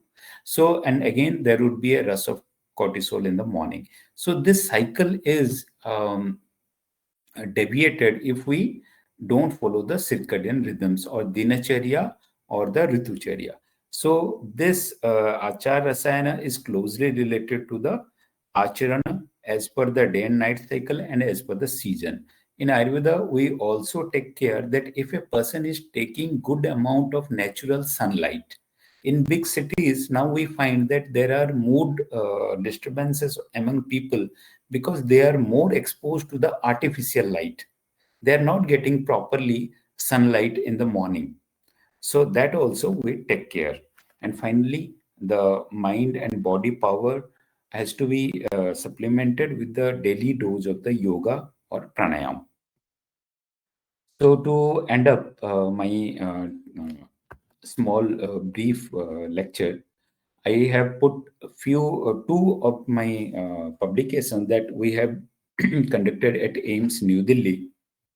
Earlier, I was working as scientist there. So we during the COVID times, we found that people are in a very restless condition in AIMS because I am talking about 2020 when there was a vaccine was not available. So at that point of time, when nothing was available against COVID-19, we started Ayurveda drug and yoga for the healthcare workers of the AIMS hospital, and we found positive results, like they were very resilient and they were coping with the stress of their family, of their work pressure and everything. So that was a good paper we published with the Ayurveda and yoga integrative approach. And the second trial I would like to highlight, that is the Sirodhara. So there are few treatments in Ayurveda that would start with the mind. Usually there is a perception that Ayurveda only talks about the medicines, but rather Sirodhara, Siropichu, and many other non-pharmacological treatments are there, which actually starts with the mind control and then it comes to the healing of the body. So that's all from my side. And thank you again for giving me this opportunity. If there would be any question, I would be happy to answer. Thank you all. Namaste.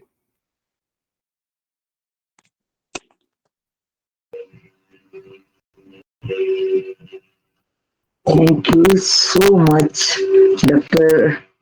Bharat. Bharat nahi, Bharat. His name is Bharat. Uh, uh, Actually, his papa completely, even religion is Sanatana, not the Hindu. So his name is Bharat. But seriously, I'm proud of you. Actually, whatever you have presented today, if I will take that in my life, 70 medicines will be 101% convert to zero. It is so knowledgeous, seriously so knowledgeous, and actually people don't know about all these things बहुत मतलब जो कहते हैं properly. So there is need to publicity of Ayurveda, how much it can work. Just your as per your publication, that is also elsewhere. Oh my God, too high level. Insomnia, based on the insomnia, so surprising. Really, Ayurveda act in that much.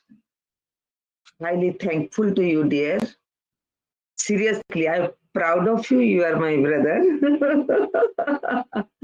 And you presented very well. It was so knowledgeous, so interesting. And also, I used to say here, it is 90% correlated with homeopathy actually. Now I came to know. दिनचर्या ऐसा होना चाहिए, रात की नींद ऐसा, morning में अगर रेस्टलेस है तो रात की कैसा. Oh my God, just we used to ask all these things. Then just medicine is different, or but system is too high, too high. So it is the most earliest system of medicine. Thank you so much, dear, for your presentation. Heartily thankful to you and proud of you. Thank you. Dr. Arpita? Yes, ma'am. Thank you, sir. Bharat sir, I would like to say one small incident which happened. Like my sister had jaundice. We were not able to get any kind of relief. And then one of our friends suggested just try Ayurveda, and I was also new to that. I had just so we had given her Ayurveda. Her SGPT levels, which were high, was but yes, it came down. It came down, and nobody believes. Trust me, nobody believes. Even when I tell this, they say "तूने गलत report देखा होगा," but I'm telling you that her SGPT was 300 plus. So yes, Ayurveda is miraculous, sir. And she was having hepatitis E, so she was having itching all over her body. Not a single medicine was working on her. But I do not know how Ayurveda made a beautiful effect on her, and she recovered just in, I think, 7 days. She was okay. I mean, the itching stopped immediately after 2 days, and after third day, the Ayurvedic practitioner here, sir, said, just get her bilirubin and SGPT reports done. So it was miraculous. After 3 days, the reports came normal. But before that, we were showing her to a MD physician, 2 or 3 MD physician we had seen it's not working. I understood of that during that point of time, and right now when I correlate, Ayurveda is an ancient science and we owe too much to it. The modern medicine has taken too much from it, but is not given that when it comes to medicine, preparation of medicines, when it comes to surgery, when it comes to plastic surgeries, cosmetic one, we have so much which we have given to the world.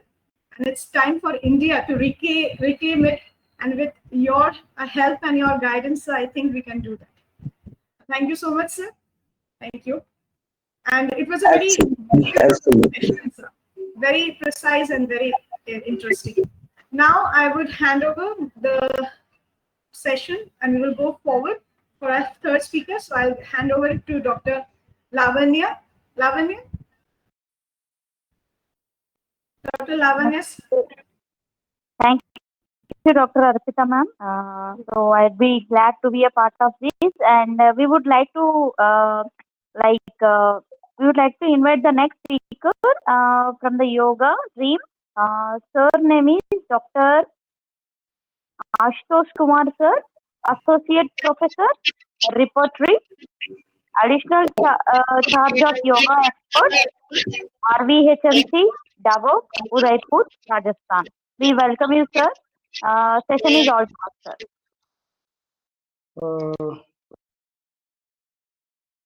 Thank you, everyone, and specifically Nivedita ma'am. She is my senior. My screen is visible.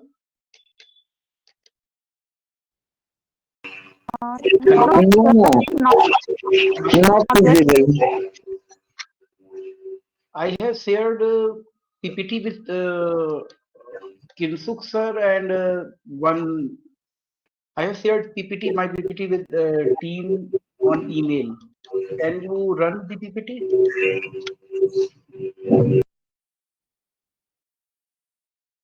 Doctor Lavan ma'am आप थोड़ा बिना सीढ़ी देखिए उसमें है हाँ जी sir okay sir just give us a minute sir we will be right back just give us a minute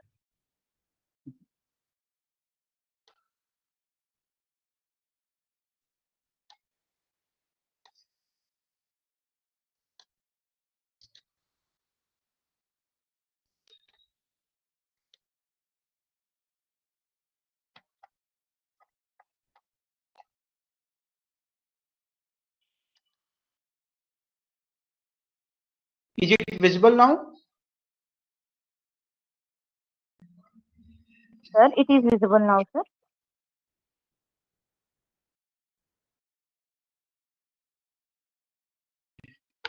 Sir, but we were in 26th slide, sir. Could we move on to first slide, sir?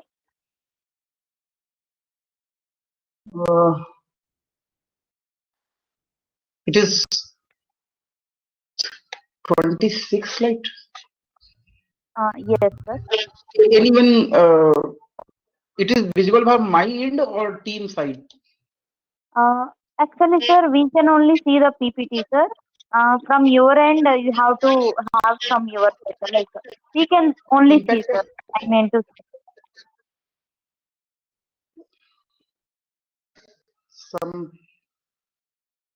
any technical person can handle this PPT. I have shared with team. I have also trying to. Yes, sir. Okay, sir. Not an issue, sir.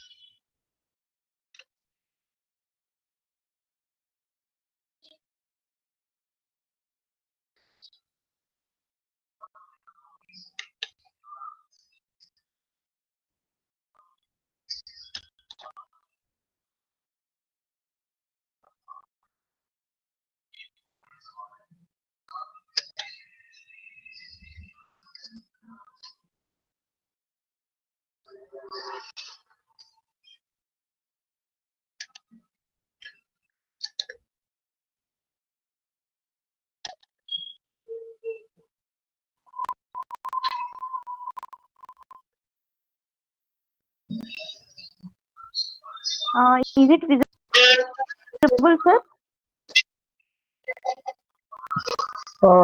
For me, it is visible. For others, that is issue. You can share PPT with everyone. That is not an issue. Later. Nivedita ma'am, could I confirm ma'am PPT visible है क्या ma'am? No, PPT is not properly visible. PPT is not properly visible.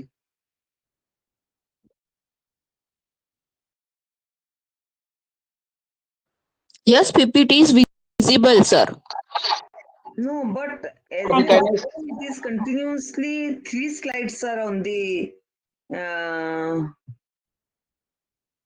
That is not issue. I will start, and PPT can be shared with everyone in group or by mail. May I start? Okay. Start, please. First of all, I would like to thank Dr. Nivedita ma'am. She is my guide, and she is helping me in many ways in homeopathy. And then along with her, I will also like to thank to everyone who have given me this opportunity to present a presentation on impact of yoga for mental health. And I will say that yoga starting first. What is first thing in yoga? So yoga, when you are asking about yoga, then first thing is अथ योगा अनुशासनम, यानी हम अभी से योग के अनुशासन में enter कर रहे हैं. We are entering in the rules which are earlier told by mister Says Patanjali. Then when we are starting, then what is yoga? Then come what is yoga? We have entered, then it comes what is yoga? Then yoga is योगस्य चित्त वृत्ति निरोध. इसका मतलब जो चित्त होता है, चित्त केवल मन नहीं है, मन से अलावा हर तरह की चीज जो हमारे मन में आ रही है, उससे ऊपर मन में क्यों आ रही है, तो उन सारी चीजों को कंट्रोल में करना योगा है. योगा केवल body posture banana different different, this is not just yoga. Now other thing is yoga is not physical poses alone. Yoga is चित्त वृत्ति निरोध which is achieved by अभ्यास and वैराग्य. यानी repeatedly हम जब करेंगे तब हमें अभ्यास होगा, and then we will make ourselves concentrate on ourselves. This is one type vairagya, that we are detaching from others. and it is not one time activity. We have to do it regular basis, then we can make चित्त वृत्ति निरोध. It means हम अपने मन पे तभी control कर पाएंगे, अदरवाइज हमारा मन इधर उधर भटकता रहेगा. अब यहाँ पे जो योग का सबसे सिंपल चीज है कि योग को पतंजलि ऋषि थे. He made 8 limbs of yoga, and I will share every limb in nutshell that what is yama. First limb of yoga is yam. Yam it means external factor से अपने आप को प्रोटेक्ट करना, जिसमें अहिंसा, सत्य, आस्तेय, brahmacharya and aparigraha. It mean non violence. हमें किसी के खिलाफ हिंसा नहीं करनी है. Truthfulness, non stealingness, celibacy and non greed. It mean we will control ourselves from external factor. Then second step of yoga is niyama. Soch, santosh, tapas, swadhyay, ishwar pranidhan. It means first we have to make clean ourselves. Then we have to santosh. It means we should be satisfied whatever we have. We should be in discipline. We should self-study on ourselves, and then we should surrender to Supreme God, whatever we believe. So these two are first step before we enter in yoga asana, third limb, which is asana, which is mostly popular with everyone. That what is yoga? That is different type of asana. Now one thing is, everyone, we are sitting here, we are sleeping sometime, but we are not sleeping, but many thoughts are coming in our mind, and we are lying down on a bed. So this can be savasana, and this can be simple lying down sleeping. What is difference between yoga and any posture? The difference is our mind is focused or not. When we are doing any asana, any yoga posture, then the main thing is we are seeing just a posture, but attaining posture is just one thing. We may do up to some extent, we may do up to 50% of some asana, but main thing is we should be focused on some chakra. Every asana have some chakra where we have to focus. And if we are not able to focus on chakra, then at least we should focus on our breath, and we should stay on that posture. Then even lying down on bed is becoming savasana. Mostly in yoga, we think that savasana is easiest asana, but when you will meet with someone who is really expert in yoga, he will tell that savasana is one of the most difficult asana, because we have to lie down, we have not to sleep, we have to focus on our mind. Then it become asana. Otherwise, it is just a simple posture. And this is one of the most important factor which we have to consider when we are thinking for research purpose of yoga application. Now, next fourth step of yoga is pranayama. Pranayama, it means control on your breath. So whenever you are too much having too much anxiety, or your mind is distracted, then you should focus on your simple breathe. हम किसी को बोलते भी कि if anyone is very much anxiety, then what we say, sit down, lie down, and गहरी सांस लो, आराम से बैठो, उसके बाद बात कर. So breathing, deep breathing. But when pranayama we are about in yoga, then we have different type of breath, and simplest is alternate nostril breathing. Alternate nostril breathing, anulom vilom pranayama. There are bhramri pranayama. In my clinic, mostly patients who have anxiety or some mental issue, I prefer them practice anulom vilom. It is one of the safest pranayama, and it can be performed by anyone. Now pranayama are many types, but most common which is popular is anulom vilom, om chanting, and bhramri. Now step is fifth step is pratyahara. Pratyahara is mean withdrawal of senses from words, मतलब हम अपने senses को withdraw करके अपने आप पे focus कर रहे हैं, then it is pratyahara. Next step is dharana. Dharana it mean Sanskrit word धारण, ध्री धातु से मिलकर बना है, मीन इंट्रोस्पेक्शन, अपने आप में करना, अपने आप पे कंसंट्रेट करना, one pointedness of mind. Now it is inner, particular inner state subject of mind, जिसपे हम अपने आप पे फोकस कर रहे हैं। सेवेंथ स्टेप, धारणा के बाद ध्यान। ध्यान और धारणा में डिफरेंस क्या है? धारणा is quietness of mind and present moment पे जो है फोकस करना ध्यान हो गया। तो धारणा से जस्ट एक स्टेप की हम सिर्फ प्रेजेंट मोमेंट पे कंसंट्रेट कर रहे हैं, तब धारण हुआ। और जो ध्यान है, ध्यान में माइंड कहाँ जा रहा है, हम उसमें बस ऑब्जर्व कर रहे हैं और जो भी हो रहा है उसे होने दे रहे हैं। जब ये सारी स्टेट हम कवर कर लेते हैं, तब आती है समाधि। In PPT, I have not mentioned many type of samadhi, but samadhi have also initial and final state, in which we will do sabhi samadhi, nirvish samadhi. So sabhi samadhi, it means we are some mantra, like you have heard lam, vam, or any mantra or any word we are focusing. This is sabhi samadhi. And then nirvish samadhi, it means we are listening inner voice of soul. That is, we don't need any sound or any focus to go on samadhi. These are 8 steps of yoga. Now, see that before asana we have to follow yam and niyam, and as per basic thing, if a healthy person is following simply yam and niyam, he will be comparatively mentally stress free, because सत्य, झूठ बोलने वाले को कभी कुछ याद करने की जरूरत नहीं है। तो यम और नियम, ये सारे स्टेप्स अगर हम फॉलो कर रहे हैं तो बहुत सारी चीजों से हम अपने आप को ही प्रोटेक्ट कर लेते हैं। बट योगा की बात जब आ रही है तो आसना और प्राणायामा मोस्टली यही पॉपुलर हैं, उसके बाद मेडिटेशन। तो आसन और प्राणायाम में हम किसी थेरेपेटिक की पर्सन की हेल्प ले सकते हैं।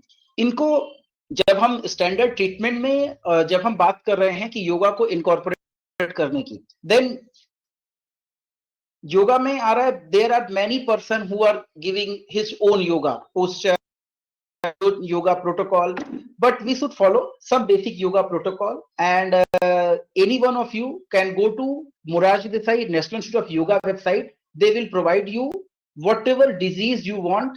They will provide you material for that, that this type of yoga can be prescribed in this disease, like low back pain, like sinusitis. They have published some booklet, small, and it is free of cost, available for everyone. And but other factor come that when you are doing yoga, one person is doing in better way, one person is not doing in up to such a extent. So this is a factor which is creating problem in research when we are incorporating yoga, because some person body is more stiff, some person body is flexible. So these are some factors which are creating hurdle when we are applying it in research. Other problem is blinding. When we have to blind, so some person will know that this is yoga, and some person will know that this is, he is not doing yoga, he is doing some simple exercise. Now in slide I have mentioned that what type of diseases can be get benefited by practicing yoga. But we are doing yoga one day and we are thinking that everything will be cured in one day. That will not occur. When in 17 number slide you will find that I have mentioned that when you will do yoga, then at in starting, what will happen? Stress level will be reduced, your alteration of mood will be reduced, and body flexibility will be increased. Your blood pressure will start to lower. So this way, it is starting effect. But if after a few months, what you will feel, like chronic neck pain, anxiety, many things, chronic back pain, after 1 month you will find relief in that. And if you are continuing it for years, then your brain function, your weight, and overall your body will be benefited and you will feel better. So in yoga, you have to start, you have to not only just start, you have to continue, you have to add it in your lifestyle. And now research part. So this is Asian Journal of Psychiatry 2018, and they have published that in psychiatry, when we are trying to incorporate yoga, then what are obstacles. And because when we are trying to add yoga, there are many obstacles. But when we see PubMed search on yoga, so you can see that in 2025 there are a lot of articles already published, and many persons are going through that actually it is useful or not. And now since last 20 years, many articles are coming on yoga and its impact on health. Yoga challenge हमें क्यों पड़ रहा है? Blinding वगैरह मैंने आपको बता ही दिया कि location, blinding, single blind, double blind issue, and yoga expert and yoga module for everyone is not same, and mental state barrier, that some person is able to focus, some person is not able to focus on, he is getting only benefit posture, and some person is able to focus, then he is getting more focus benefit along with posture benefit, so he is getting more benefit. Now if you see in 2011 this meta analysis was published on complementary as a complementary treatment. Yoga is along with whatever allopathic treatment was given on 10 study. They have published one meta-analysis, and they have incorporated 10 study from 2000 to 2009, and meta-analysis shows that it have some effect. And after that, yoga for depression, they have done systematic review and meta-analysis. It was published in 2013. Also shows that yes, it is Whisker plot is indicating that yes, it is showing some effect. These studies are available on net, like depressive symptom disorder in 2021. They have also published meta-analysis that it is Whisker plot is showing that yoga group is getting better result.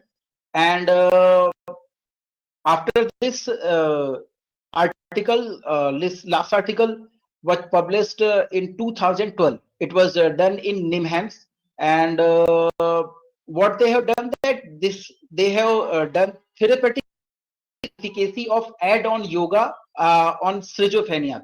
So what they have done, that they have met two group of patients, and they provided 1 month treatment for them. A 1 month yoga was done under supervision, followed by 3 month yoga they have done on their own, but follow was doing on. I was part of NIMHANS in 2019, so I have also trained some patient as per their advices, and it was yoga for mental health. And NIMHANS have a separate unit for AYUSH, where Ayurveda and yoga center are running, and they will provide you yoga training for the patient, specific what type of mental disease and what group of yoga they should be prescribed, and they will train them for 1 month, and after that they will send them home, and the patient will come on regular basis for follow-up. If he has any query or question, they can connect to doctor. And after 4 months they have done measure and of their result at the 4 month, and PANSS score was improved, and this study showed conclusion that yoga have positive effect on schizophrenia. And what I say that here everyone is doctor, and some are doctor, some are going to be doctor, and what I will request to all of you, that follow aphorism number 4 of he is likewise a preserver of health if he knows the disease and how to remove them from person in health.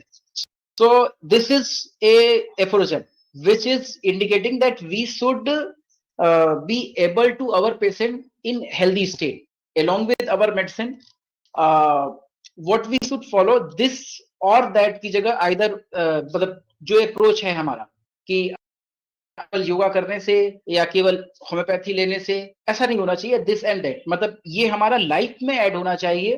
Patient को हमें पता होना चाहिए कि लो pen है तो हमें थोड़ा सा भुजंगासन और पवन मुक्त आसन एक बार हम बोल सकते हैं पेशेंट को. We should know that what type of yoga we should prescribe in what type of disease, and this way we will be able to integrate yoga and homeopathy in near future.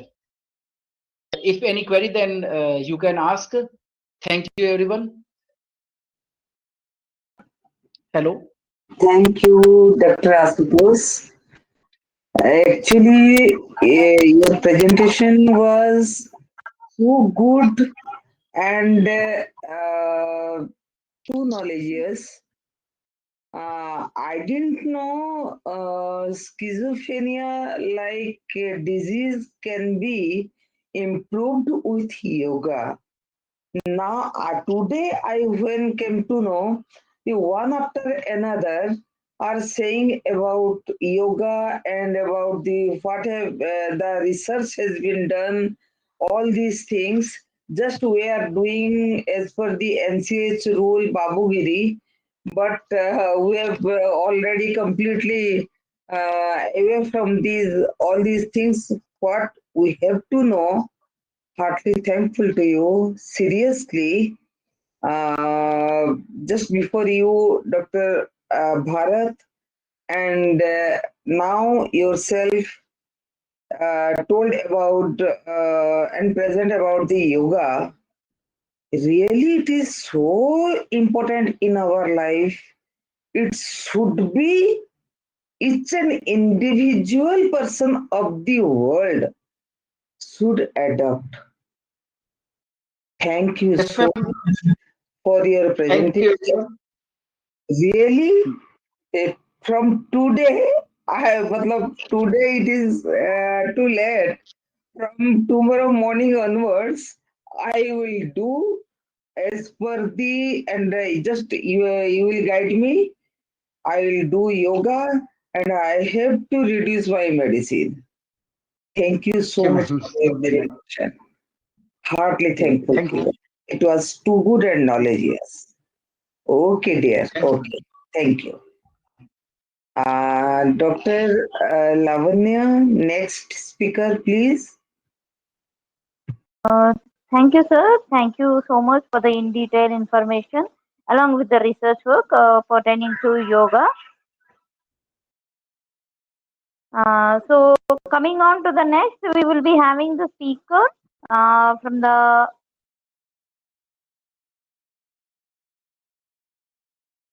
stream of, just give me a minute.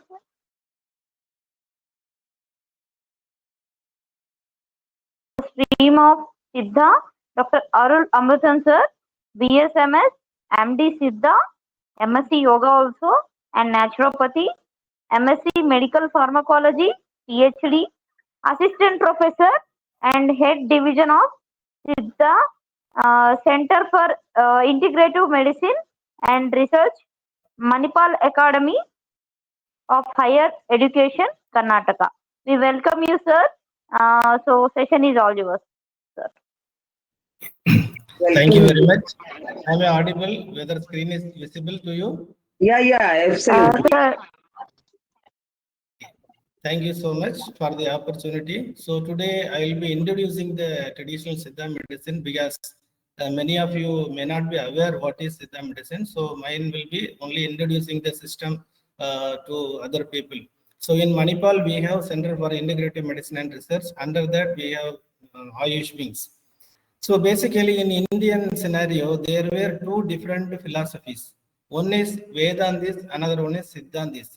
So Vedantis looked at the God outside the human body, whereas Siddhantis looked at the God within the human body.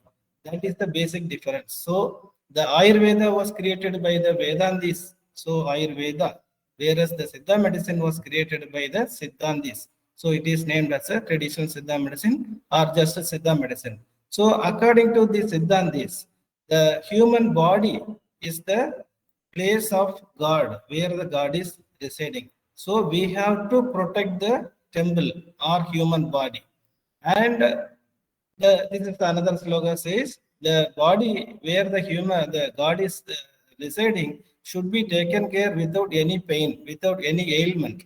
So in order to care or treat the disease of the temple or human body, the Siddha system was created or developed. And to preserve this temple, I mean anti-aging therapy, to delay the aging process, they developed the Kaya Kalpam, and the yoga was developed by the Siddhas to worship or realize the God within the human body. So yoga is the gift from the traditional Siddha medicine to the world. So coming to the definition of the Siddha medicine, so this quote is from our literature. So Siddha medicine is the one that cures physical ailment, that cures psychological ailment, that prevents the ailment, and that delays the death process or aging or healthy aging. It gives the healthy aging. So with this definition, the ancient Indian yogis or Siddhas, they have created all the components of Siddha medicine. So if you look at who is the founder of Siddha medicine, it is Lord Shiva is considered as the founder of Siddha medicine, and he is the founder of the yoga also. And even the Rig Veda acknowledged the Shiva and a few other physicians as the best physician. It is mentioned in the Rig Veda sloka. And Agastya or Agastya Muni is considered as the father of Siddha medicine, and his birthday is celebrated as the Siddha Day by the government of India. And he himself a pre-Vedic personality. He has authored few chapters in Rig Veda and all. His medicine, Agastya Rasayana, was cited in the Charaka Samhita. Charaka Samhita was the first Ayurvedic literature. So if you look at that, these type of Siddhantis who taught the yogic way of philosophy, they after they attained the Samadhi, which was explained by the previous speaker, after they attain Samadhi, they get lot of like God-like power, and wherever they attain Samadhi, that became those places become the pilgrimage or healing centers. These all great healing places in India. And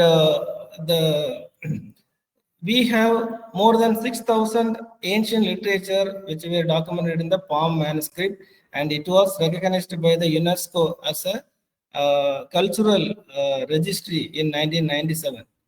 And the core fundamental principle, we have 96 basic principles. In that, I will just explain in 1 minute one principle, that is five elements principle. So if you take the human body like blood, muscle, bone, skin, they are made by the different combination of these 5 elements. You know, 5 elements: water, earth, air, space, and all. Panja Mahabhudam. So same proportion, the natural edible substance like cucumber or dates, figs, these are made by same Panchabhudik elements. It is like a carbon, hydrogen, nitrogen, those kind of concept only. Same way, other natural resources, whatever you are seeing, the entire world is composed by the different combination of Panchabhudik principle. Now, if there is an imbalance in the 5 elements in the human body, for example, if the muscle has certain percent of earth, certain percent of other elements, if there is a deficiency of one element, that leads to disease. So we have to select a herbal which can supplement the deficient element. This is how the Siddha dietary principle, Siddha diagnosis, and Siddha medicine practice all work based on the Panchabhudik principle. And we have the classification of diseases, like international classification of diseases in modern medicine is there. Same way, Siddha is the only traditional medicine that classified human diseases into 4,448. And similar like homeopathy only, we look after taking a detailed history and other things from the patient, we have to find among these 4,448 where is this person will fit, and the same person during the next visit will have some different symptom. So we have to find out where he will fit, and the medicines are described under that we have to use those selective medicines. So even cancer also mentioned in the Siddha in the name of Puttunoi, which means this is called Puttu, termite mound. It can grow more, you can destroy, it will come again. Outside rain or sunlight, nothing will affect the inside environment. And it through the underground channel, it will make new termite mounds. So there is one disease called cancer, which is having similar property in the human body. So they named the cancer as a Puttunoi. So among traditional medicine, the Siddha has the very deeper understanding about cancer. Even it mentioned the organ specific cancer like buccal cancer, breast cancer, liver cancer, and there are more than 150 medicines currently used directly for cancer and palliative care. So this is how we approach the diseases, like how to diagnose or how to choose medicine are based on these principles. And the diagnostic things, we use three important diagnostic parameters. One is nadi. So we know Vada, Pitta, Kapha, you must have heard from Ayurvedic people. Here also similarly Vada, Pitta, Kapha, but the fundamental few concepts are different. Here, when we check the pulse, Vada, Pitta, Kapha, ideally a healthy person should have the amplitude of Vada should be 100, half of the Vada should be Pittam. I mean, Pittam should be 50 and Kapham should be 25. So 100, 50, 25 in that ratio, Vada, Pitta, Kapha should be maintained. If there is an alteration, that is going to cause a disease. So we have to find out that and we have to try to balance it. That is the treatment. And this is another simple methodology. In the biochemistry, you collect the patient urine and you will add sulfur powder to check whether the bilirubin is present. Similar concept is there. We have to take the gingerly oil and we have to collect the patient's urine, add 1 drop of oil, and that will give the different shape on the urine. So this shape is helpful to diagnosis, whether it's a Vada disease, Pitta disease, Kapha disease, curable or incurable and all. So this is another, Naikuri is the another diagnostic parameter we use.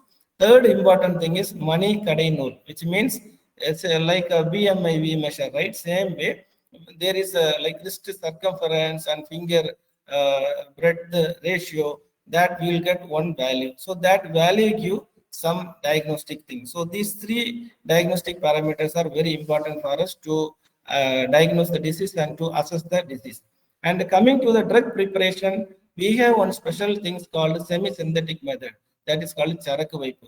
So among traditional medical systems, we have the only Siddha mentioned this secret concept, which means if you don't have opium, asafoetida or copper sulfate, benzyne, gold, many things for the medical purpose we can synthesize and use in the medicine. There are few literature like they exclusively talk only about these preparation methods. So this is very unique in Siddha. And coming to the therapeutic raw materials, we use 900 herbals. So many herbals which I have listed here in one slide.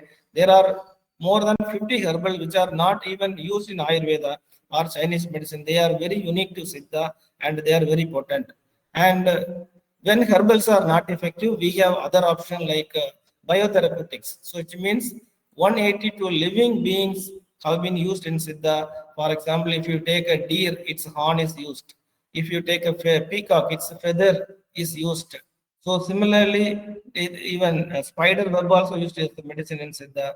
Though snail is used as a medicine. So like that, lot of biotherapeutics are used in Siddha as a medicine, as a diet, which are having specific therapeutic value. When herbals and these animal-based medicines failed, then we move to the metal-based medicine, that is called iatrochemistry. So we are using 225 raw material or the geological items, ores. For example, to use iron, we have hematite, magnetite, and siderite. We have three options to the iron. So all ions are not same in the Siddha. So here, if you look at the hematite, this combination is actually iron, magnesium, titanium. Magnet, nickel, titanium with the iron. And egu, siderite, magnesium, calcium, manganese, and iron. So iron itself, there are three different ores we are using. Like that, different calcium we use number of calcium from shells, egg shell, different animal bones, seashell, and marine products. So the concept is these they will have different combination of Panchabhuta, basic element. So they will be used for different condition. A calcium from the eggshell is used for the PCOD. A calcium from another element is used for the bone. A calcium from another pearl is used for the brain psychiatric diseases. So this is how their therapeutic potential will be varying. And this is our very strength in the Siddha medicine. In Ayurveda, Bhasma Sindura, that is Parpam and Chanduram, they use, but in Siddha, when Parpam Chanduram is not effective, what is the option? We have higher medicine like Chunnam, Karapu, Padangam, Kattu, Kalangu, Chattu, Kuruku, Kurugulige. So these are very advanced level of pharmaceutical medicines. We use even like Ayurvedic, like in homeopathy, we use mercury, arsenic, copper and all in the any form. For example, if you take a iron can be converted into a Bhasma. It is an oxide form. Iron can be converted into Sinduram, sulfide form.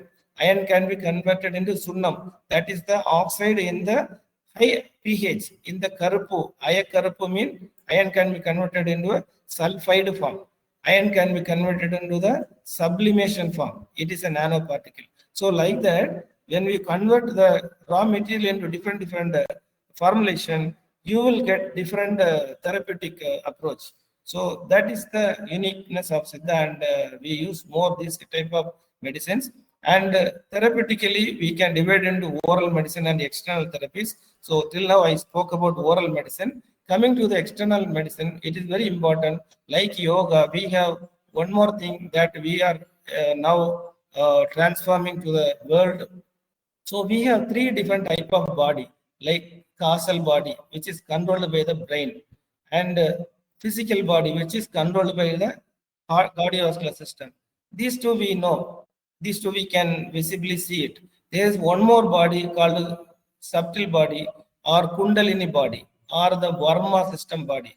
So that we cannot see. It is an imaginary system. So according to the theory, this theory, we have enormous energy, that is Kundalini Shakti, which is settled in the Mooladhara or the lower seating part of the body in the perineum, and that is controlling the entire energy system of the body. Even yoga, they will talk about Adhara Chakra.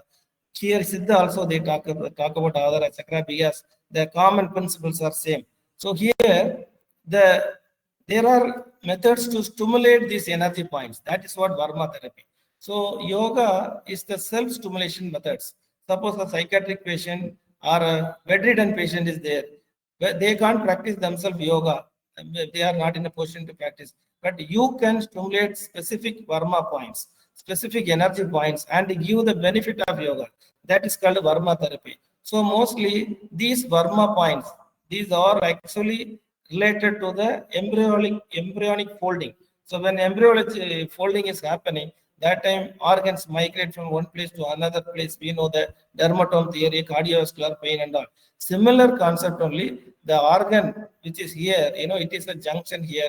The retrospectively, if you see, it has a connection in temporal region and inner part of the brain. So today, if you stimulate this Varma point, you are able to give some effect in other parts of the body. So this is kind of a reflexology or like Chinese medicine. So I will today introduce one important thing. The yoga people talk about Idagala Pingala, but Siddha talks in depth about Idagala Pingala. This is the channel of Idagala. It starts from right big toe, it will move upwards, and finally it ends to the Idagala. Ida means left. It ends in the left nostril. That is what it gets the name Idagala. But Siddha literature mentions the channel pathway, and along this pathway, the Varma points or vital points or Kundalini system points are located. Now there are 1008 points are there in the human body for therapy, and there are 12 meridian channels are there like that. So once you know the points location where it is located and its therapeutic benefit, now you can stimulate it. For example, this is the place where Indian women keep the bindi. Originally, you can keep kumkum or turmeric paste or sandal paste. Today, we are using sticker paste. That's another thing.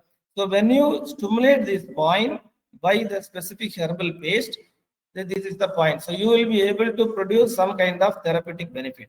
If you give a kiss to the kid in the forehead, they will be very happy. If you, so similarly, it is because of the points, where the points which is stimulated, you can give the therapeutic benefit. So these today, this therapy is used for the pain management. The points can be stimulated by the fingers, elbow, even wooden sticks, seeds, and if you connect multiple points, then it is like a massage. If you connect multiple points, it will lead to the Varma massage, therapeutic massage. It is a structured therapeutic massage. And with some pressure, if you need more pressure, we can use feet also. And this is now combined with the manipulation. For example, if there is a lumbar malalignment or disc problem, then we have to give pressure, we have to elevate this foot, left arm. So this will be now a combined Varma massage combined with the chiropractic therapy. And I told you already, yoga is the self practice, active practice, whereas the passive practice is done by physician. So you look at this patient. Here we are doing chakrasana for the patient. So here we are able to stimulate Varma point and give the mere benefit of chakrasana. And here it's a one twisting asana we can do. And this is the hybrid where patient will do asana and we will stimulate the Varma points. So it will give double benefit to the patient.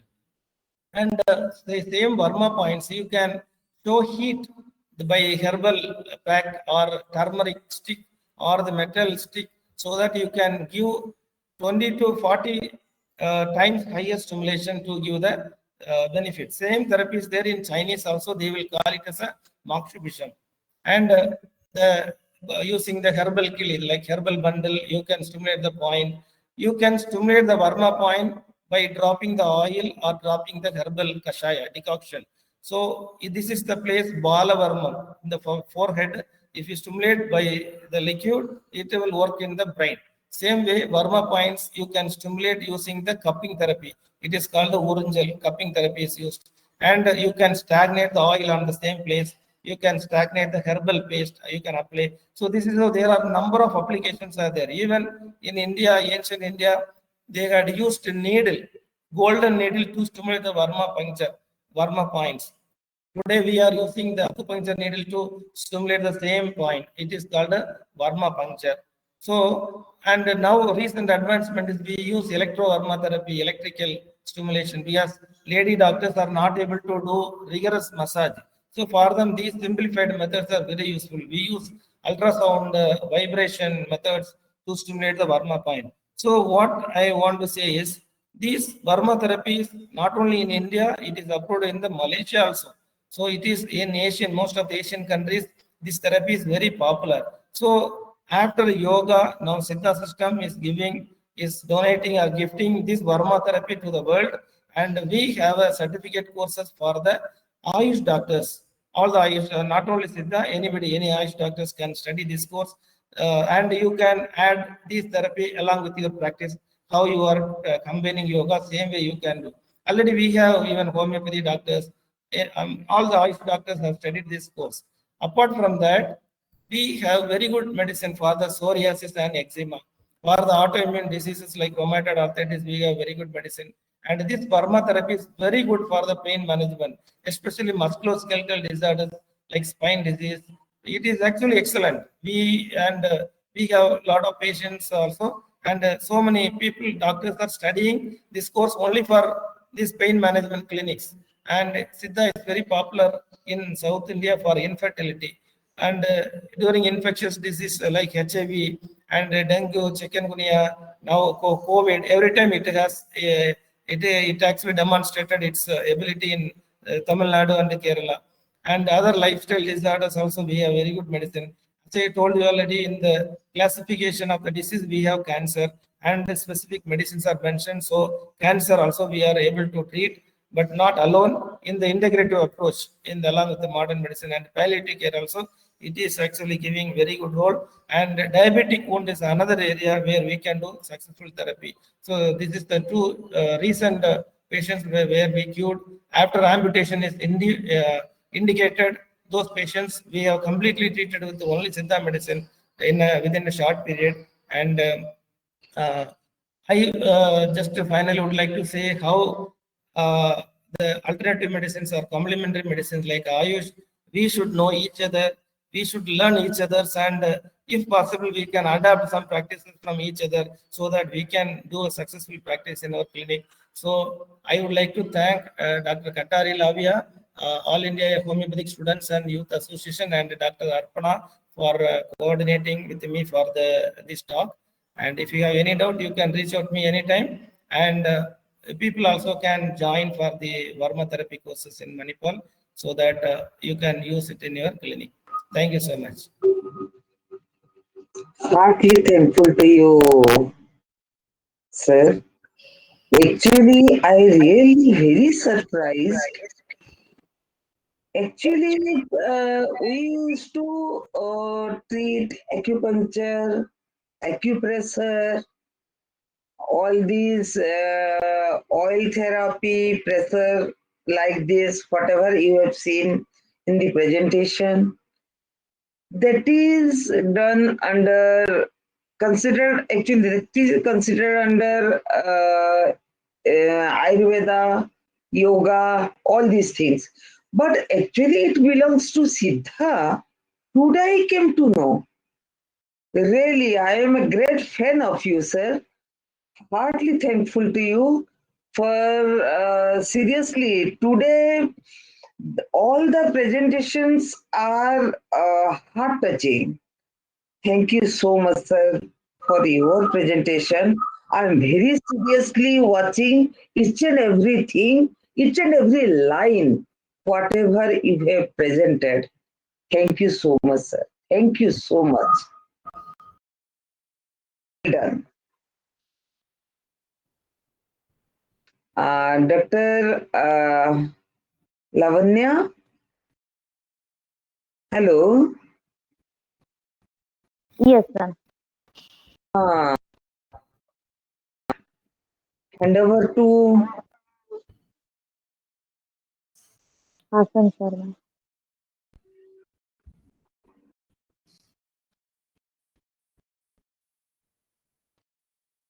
Ma'am.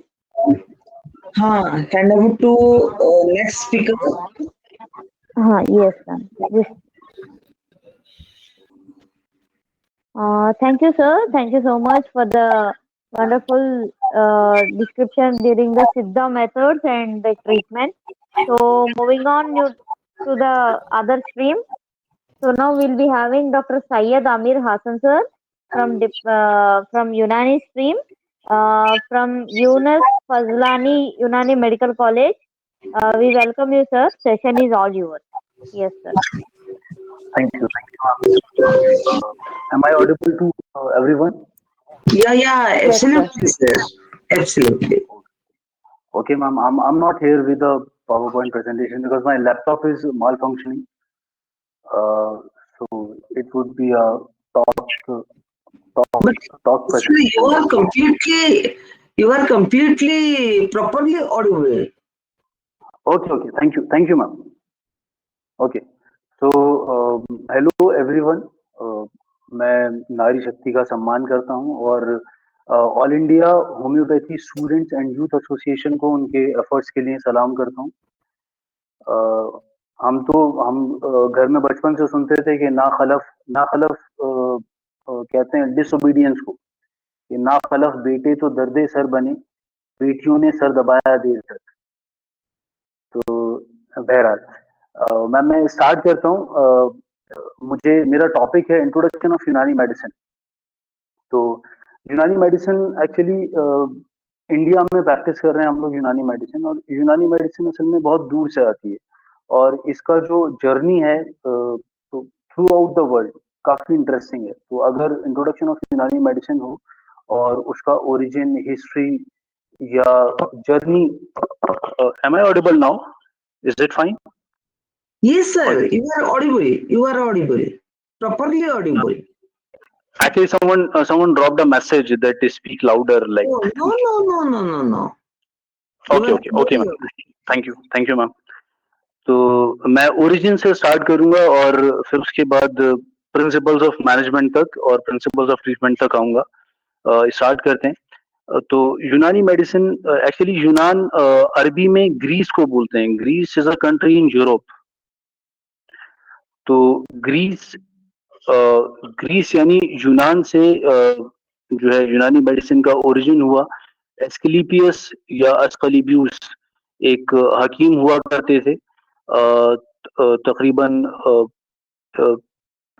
He was in 10th century और 18th century AD BC में। तो वहां से उनको founder of यूनानी medicine कहा जाता है। उन्होंने वहां से यूनानी मेडिसिन स्टार्ट की।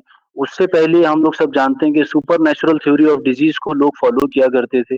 लोग बीमार होते थे तो उनको लगता था कि या तो ये डिमोनिक इन्वेजन है, या फिर कुछ प्यूनिटिव थ्योरी है, या तो डीमंस हमारे ऊपर आ गए हैं इस वजह से हम बीमार हुए, या फिर इट इज गॉड्स रैथ, ऐसा लोग समझते थे। लेकिन फिर उसके बाद एस्क्लेपियस आए और उन्होंने एक एक पैथी प्रेजेंट की और उन्होंने कहा कि नहीं, बीमारी दूसरी चीजों की वजह से होती है और बीमारी के कुछ ऑर्गेनिक रीजंस हैं, कुछ साइकियाट्रिक रीजंस हैं, कुछ साइकोलॉजिक रीजंस हैं। तो उन्होंने रीजंस दिए और उसके बाद फिर ये पैथी आगे बढ़ती है। बहुत सारे यूनान यानी ग्रीस, अभी हम यूरोप में चल रहे हैं, तो यूरोप यानी ग्रीस के अंदर बहुत सारे फिलोसोफर्स आते हैं जो यूनानी डिसिप्लिन जो है मेडिसिन का, उसको एनरिच करते हैं। और उसके बाद जिसको हम फादर ऑफ मेडिसिन बोलते हैं, हिप्पोक्रेट्स। हिप्पोक्रेट्स को अरेबिक में बुकरात कहते हैं।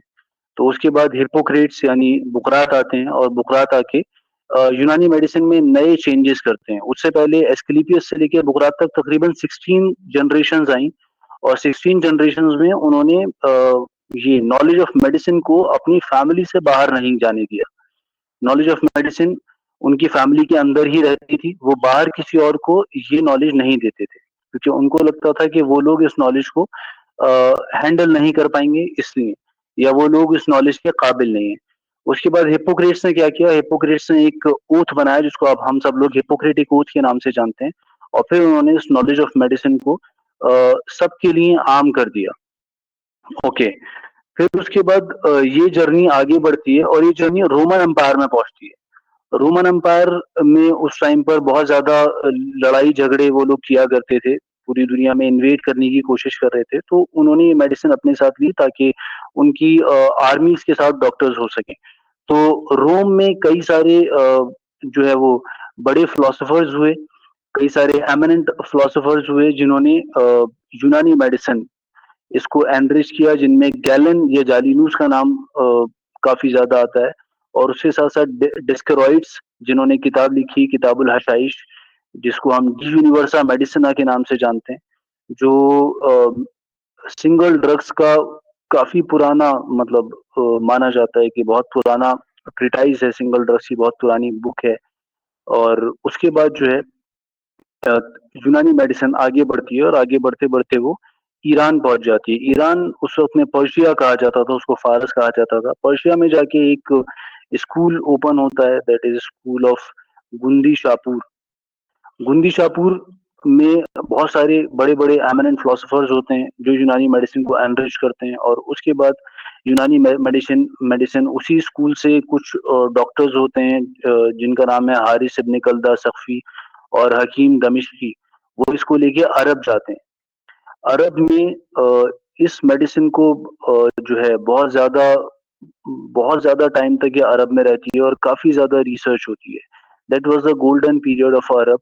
और उसमें बहुत सारे हकीम और बहुत सारे फिलोसोफर्स और ये सब लोग आते हैं, जैसे कि हकीम एविसीना, हकीम रेजिस, हकीम अबू सहल मसीही, अली इब्ने अब्बास मजूसी, ये सब लोग इसको एनरिच करते हैं। और उस टाइम पर क्योंकि उस टाइम पर अरब पूरी दुनिया में फैल रहे थे जगह जगह, तो वो अपने साथ इस मेडिसिन को लेके पूरी दुनिया में फैल जाते हैं।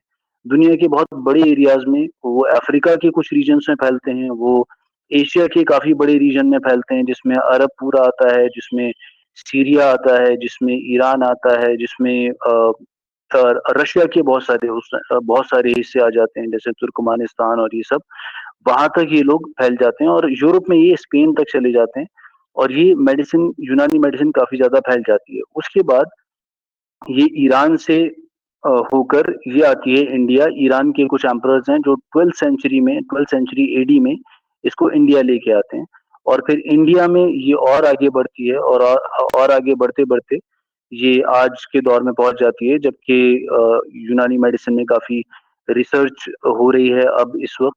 बीच में काफी रिसर्च गैप रहा, यहाँ पे तकरीबन लोग कहते हैं 700 to 800 ईयर्स का रिसर्च गैप रहा, जिसकी वजह से कुछ शॉर्टकमिंग्स हुए, लेकिन अभी रिसर्च काफी अच्छे लेवल पे और काफी बड़े लेवल पे इसमें रिसर्च स्टार्ट हो गई। तो अभी जैसे CCRUM है इंडिया के अंदर, और CCRUM के बहुत सारे रिसर्च यूनिट्स हैं जहाँ पे इसमें रिसर्च चल रही है। बहरहाल, तो ये इसका जर्नी था यूनानी मेडिसिन का। अब इसके बेसिक कॉन्सेप्ट पे आते हैं। मेरे को ऐसा लगता है कि हर पैथी या हर डिसिप्लिन ऑफ मेडिसिन का एक ही बेसिक ऑब्जेक्टिव होता है, एक ही मकसद होता है। वो वो ये होता है, वो ह्यूमन बॉडी होता है। ह्यूमन बॉडी में प्रिवेंशन ऑफ हेल्थ करना, या रिटेंशन ऑफ हेल्थ, या फिर ट्रीटमेंट ऑफ डिजीजेस। ओके, तो ये सिंगल ऑब्जेक्टिव को लेके सारी पैथीज चलती हैं कि ह्यूमन बॉडी के अंदर जो हेल्थ है उसको रिटेन करना है, डिजीज को ट्रीट करना है या क्योर करना है। लेकिन जो अलग अलग डिसिप्लिन हैं उनके बेसिक कॉन्सेप्ट्स अलग अलग हो जाते हैं, उनके प्रिंसिपल्स अलग अलग हो जाते हैं, जिसकी वजह से वो अलग अलग तरीके से एक डिजीज को अप्रोच करती हैं, और उनकी ट्रीटमेंट अप्रोच अलग हो जाती है। उनकी जैसे मैं अपनी बात करूं तो मेरी जिस पैथी में मैं हूं, यूनानी पैथी या यूनानी डिसिप्लिन, इसमें अगर मैं देखूं तो जो basic principles of human body हैं, जिनको हम बोलते हैं 7 फैक्टर्स, उमूर तबैया उनको कहते हैं। और उमूर तबैया में 7 फैक्टर्स हैं: अरकान, मिजाज, अखलाक, आज़ा, अरवा, कुवा, अफ़ाल। तो ये बेसिक प्रिंसिपल्स हैं जिनसे ह्यूमन बॉडी मिलके बनी है। अगर ये नहीं होंगे तो ह्यूमन बॉडी नहीं होगी। उसके बाद जो अगर हम देखें तो जो डिफर कर रही हैं चीजें, जो मैं देख रहा हूँ, वो प्रिंसिपल्स ऑफ डायग्नोसिस थोड़े डिफर करते हैं।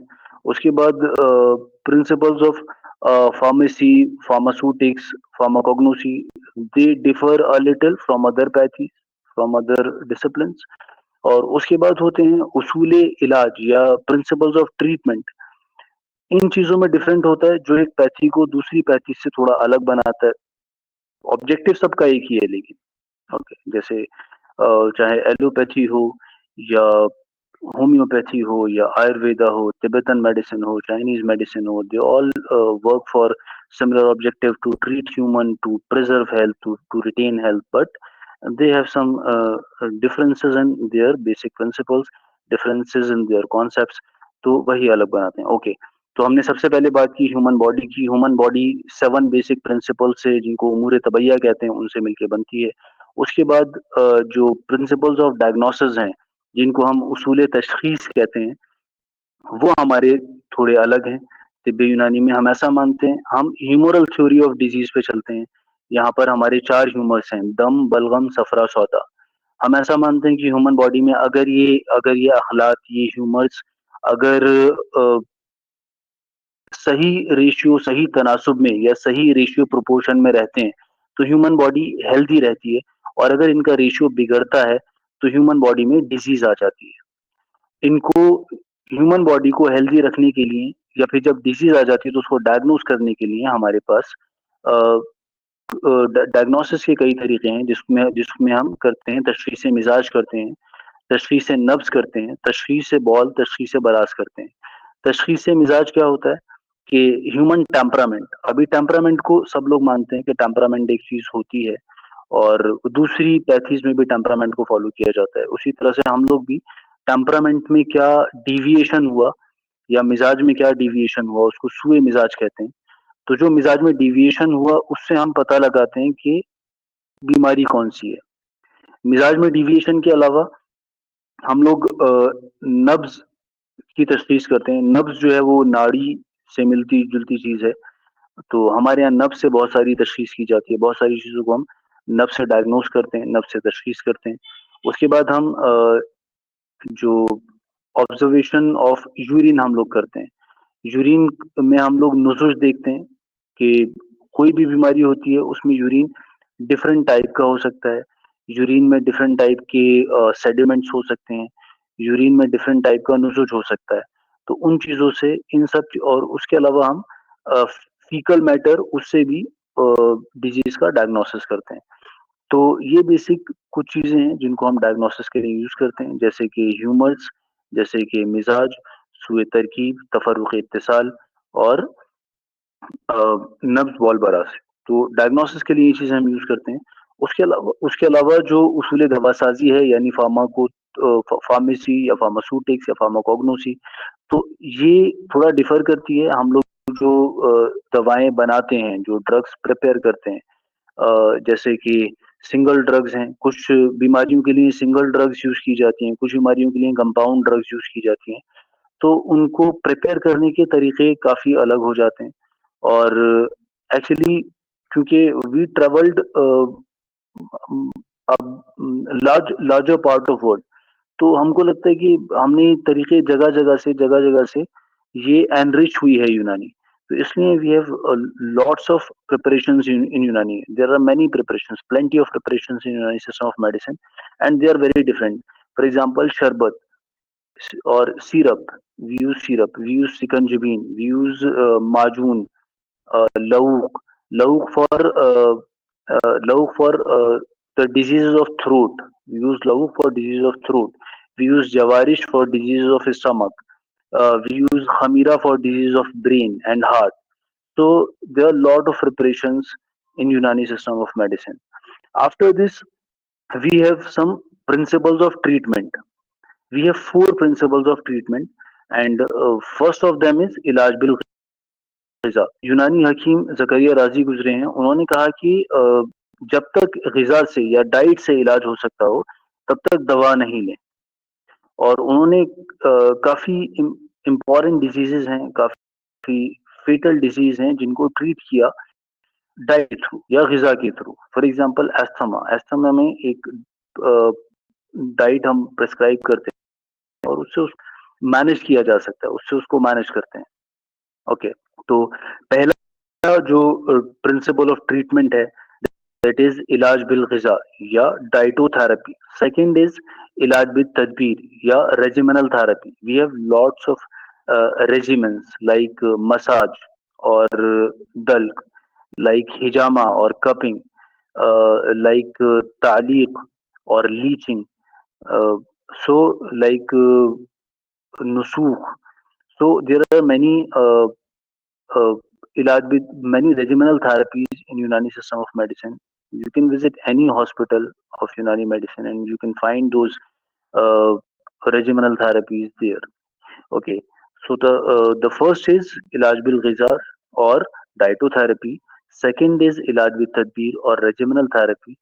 Third is ilaj with dawa ya pharmacotherapy. And the fourth is ilaj bil yad, that is surgery. So we have these principles of treatment, these four principles of treatment. So nowadays there are many researches going on in Unani system of medicine. Like obviously, uh, uh, Sir Dr. Debadatta sir said that there is one basic research or fundamental research. सो अभी बहुत सारा ऐसा literature यूनानी medicine में है जिसको अभी तक एक्सप्लोर नहीं किया गया। तो we are doing that review research in Unani medicine in NIUM, National Institute of Unani Medicine, in CCRUM, Central Council for Research in Unani Medicine, and various other research institutions. So we are doing uh, review research or fundamental research to add in the theory, and we have lots of theory already available. उसके अलावा there are drug standardization in many institutions. We are doing single drug standardization as well as compound drug standardization and drug optimization also. So optimization researches and standardization researches also going on in many institutions. We are doing clinical trials like RCTs, randomized controlled trials we are doing in our institutions. Many of them are there. We are doing diagnostic trials, for example, tashkhis-e-mizaj and तशखीस नब्ज, इन चीज़ों के ऊपर हम diagnostic trials भी कर रहे हैं। अभी डाइटरी ट्रायल्स भी बहुत ज़्यादा चल रहे हैं यूनानी मेडिसिन में। ओके, उसके अलावा we are changing our drug forms. For example, we are converting sharbat into pills. So this research is also going on in Unani system of medicine. So we are doing a lot of research and we are doing a lot of work. Mainly our concept is to do इलाज based जिद। अगर एक खिल्त, अगर एक humour body में बढ़ गया है या फिर एक ह्यूमर बॉडी में गलत हो गया है या बिगड़ गया है, तो या तो उसको कम करो या उसको बॉडी से बाहर निकाल दो। दैट इज ऑल्सो कॉल्ड इलाज बेस्ड। तो दिस इज द यूनानी system of medicine, the introduction of यूनानी system of medicine.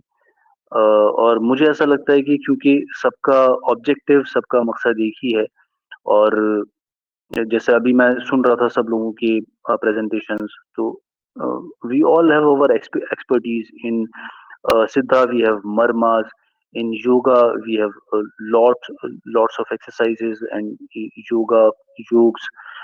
So in Ayurveda, we have lots of things.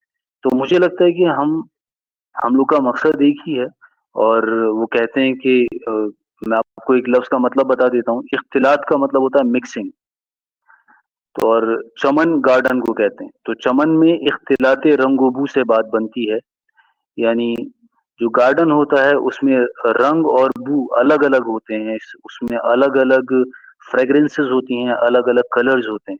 चमन में इख्तिलाते रंग व बू से बात बनती है, हम ही हम हैं तो क्या हम हैं, तुम ही तुम हो तो क्या तुम हो। इफ यू हैव क्वेश्चंस, या thank you ma'am. So I would like it if you ask me any questions about this pathy. And I'm sorry that my laptop is malfunctioning, so I wasn't able to deliver a PowerPoint presentation. So that's all from my side. Thank you, ma'am. Heartly thankful to you. आपने बहुत अच्छा, laptop की जरूरत ही नहीं, आपने जितनी अच्छी तरह से इसको प्रेजेंट किया उतना ही सफिशिएंट है। मैं यही सोच रही थी अगर आप क्लास में इसी तरह से बिना स्मार्ट बोर्ड या पीपीटी प्रेजेंटेशन में भी आप ऐसे क्लास लें तो दैट्स एनफ कि हाँ आपकी बात समझ में सब कुछ आ रही थी। बस जो वर्ड कुछ है वो कुछ वर्ड्स अलग है, तो जो पढ़ते हैं उनको वो वर्ड्स समझ में आती होगी। जैसे होम्योपैथिक में है, एलोपैथिक में, आयुर्वेदिक में, यूनानी में, सबकी है। But your presentation was so good, so nice of you and proud of you. मतलब आप लैपटॉप की बात कह रहे हैं और मैं सीरियसली आपको सुन रही हूँ फ्रॉम दी स्टार्टिंग में, मतलब उसके अंदर में थोड़ा सा भी डिस्टर्ब नहीं हुए। आप जो बोल रहे हैं सारा चीज को, हाँ ये बात पूरा सही है। प्रिवेंशन एंड क्यूरेटिव ये सभी की मोटो है, बस सिस्टम ऑफ ट्रीटमेंट यही सिर्फ अलग है। वो भी देखा जाए तो मिक्सिंग है, मतलब कहीं थोड़ा सा अलग अलग है। खैर, your presentation was so good, so nice, so proud of you, and thank you so much. Thank you, ma'am. Thank you so much, ma'am. Good. Too good. Next, Lavanya, are you here? Yes, ma'am. I'm here, ma'am. Next, just start the award winner session. And मैं request करूंगी अगर possible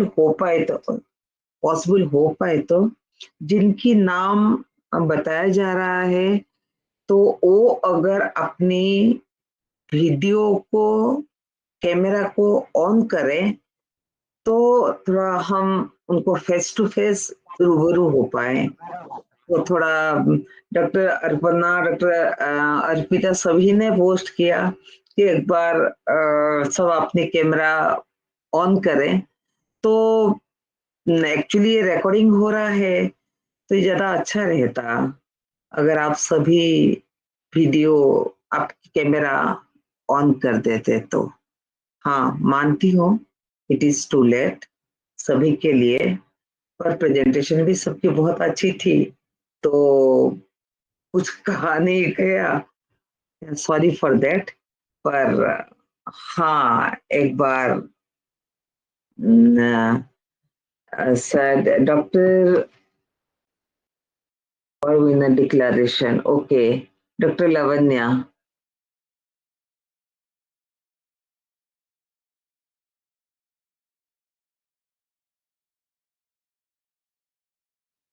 ma'am it would be our honour as a vice president अगर आपने declare कर दी हो तो जी ma'am it will be our privilege also ma'am.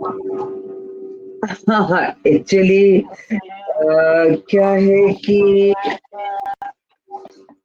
हाँ, मुझे इसमें प्रॉब्लम नहीं है कि नाम मेरे पास अवेलेबल नहीं है, because of that just on behalf of me, just मैं आपको हैंड ओवर कर रही हूँ। Okay ma'am, I'll do ma'am, I'll do ma'am, I'll do. Okay, so nice of you, darling.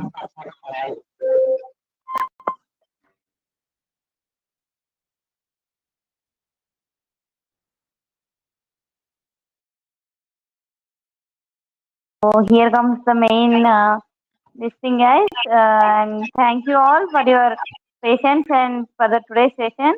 So we would like to declare the award from now. So first of all, we would like to award Dr. Hina Rawal ma'am. So these are the names of the iconic Women Homeopath Awards 2K25.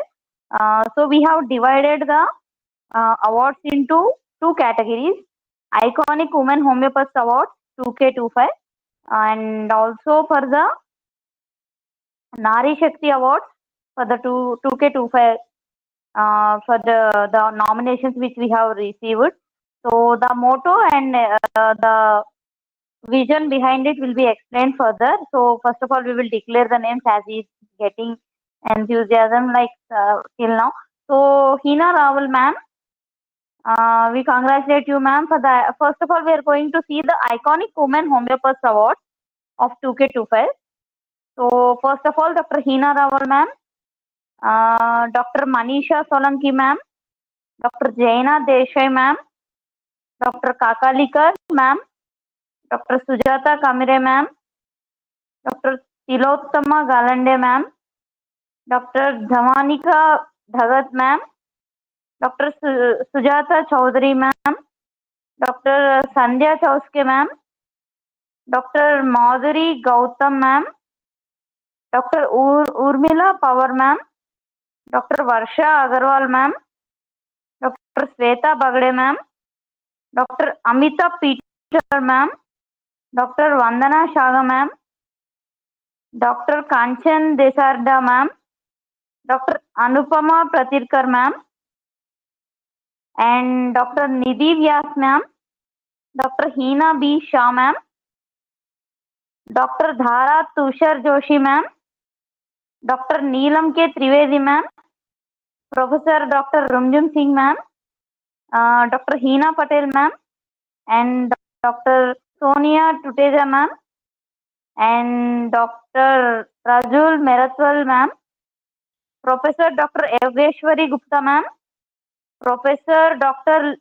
Lipika Chakraborty ma'am, Dr. Hinar Patel ma'am, Dr. Ishita Ganjo ma'am, Dr. Neelima Pohane ma'am, Dr. Monimala Pramanik ma'am, Dr. Harlin Kaur ma'am, Professor Dr. Ruchi Wadhwa Biswas ma'am, Dr. Divya Taneja ma'am, Dr. Mrs. Lalita S. Nagdir ma'am, Dr. Minal L. Rawat ma'am, Dr. Kalpana Bise ma'am, Dr. Shweta Bagde ma'am, Dr. Anis Fatima B. Talur ma'am, Dr. Mrs. Kakalikar ma'am, Dr. Pooja Acharya ma'am, Dr. Madhuri Gautam ma'am, Dr. Tanuja Raghava ma'am,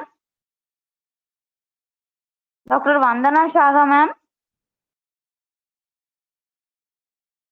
Dr. Jyoti Kannan ma'am, Dr. Shilpi Rastogi ma'am, Dr. Neelanjana Basu ma'am, Dr. Ruta Dave ma'am, Dr. Mayuri Shangvi ma'am, Dr. Shanti Narayanan ma'am, Dr. Sumana Sengupta ma'am, Dr. Dimple Yadav ma'am, Dr. Vaishali Ashok Bide ma'am. So these are the dignitaries which got the Iconic Women Award. So I would like to request every dignitary to mute their mics. Still yet to be announced more. Thank you all. So coming on to the next, hearty congratulations to. Heartily congratulations to all of you. Yes, The ma'am. homeopathic award of Nari Shakti.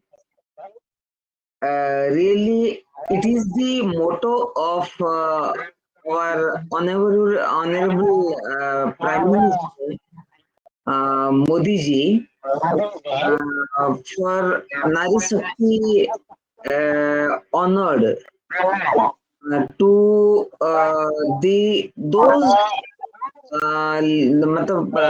women who are struggling and going ahead with high position, yes, something like that. And our committee choose these names. Congratulations from the bottom of my heart. And just you will receive the certificate within 2 to 3 days by mail. There will be no problem.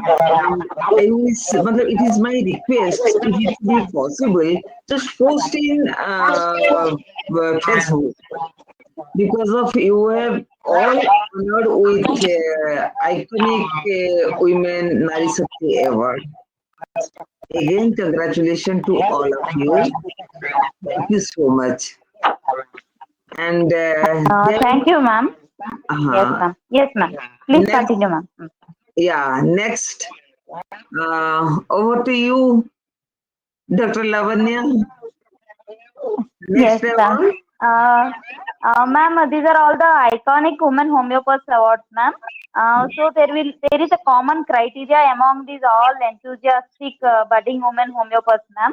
Like उनका ये जो dignitaries का profile इतना अच्छा है कि they were like एक बात बोल सकते हैं कि rocking in their own world and like PhD Absolutely, का जैसे. absolutely. Yes, ma'am. And they were digging all the diamonds बोल सकते हैं ना ma'am. So like that they are working in their own zone of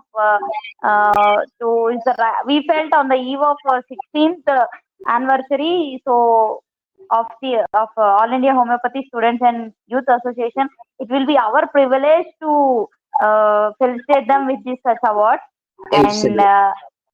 and for a surprise जिन्होंने nominations बहुत सारे nominations आए थे मैम बिकॉज उसमें से बहुत डिगअप करके ये जो डिग्निटरीज का नाम उठाया गया है so apart from like honoring the other nominees also so we have got a update from the team ma'am like to give the Nari Shakti awards who are not selected in this so 2K25 Nari Shakti 2K25 award so I would like to announce those names also ma'am for now.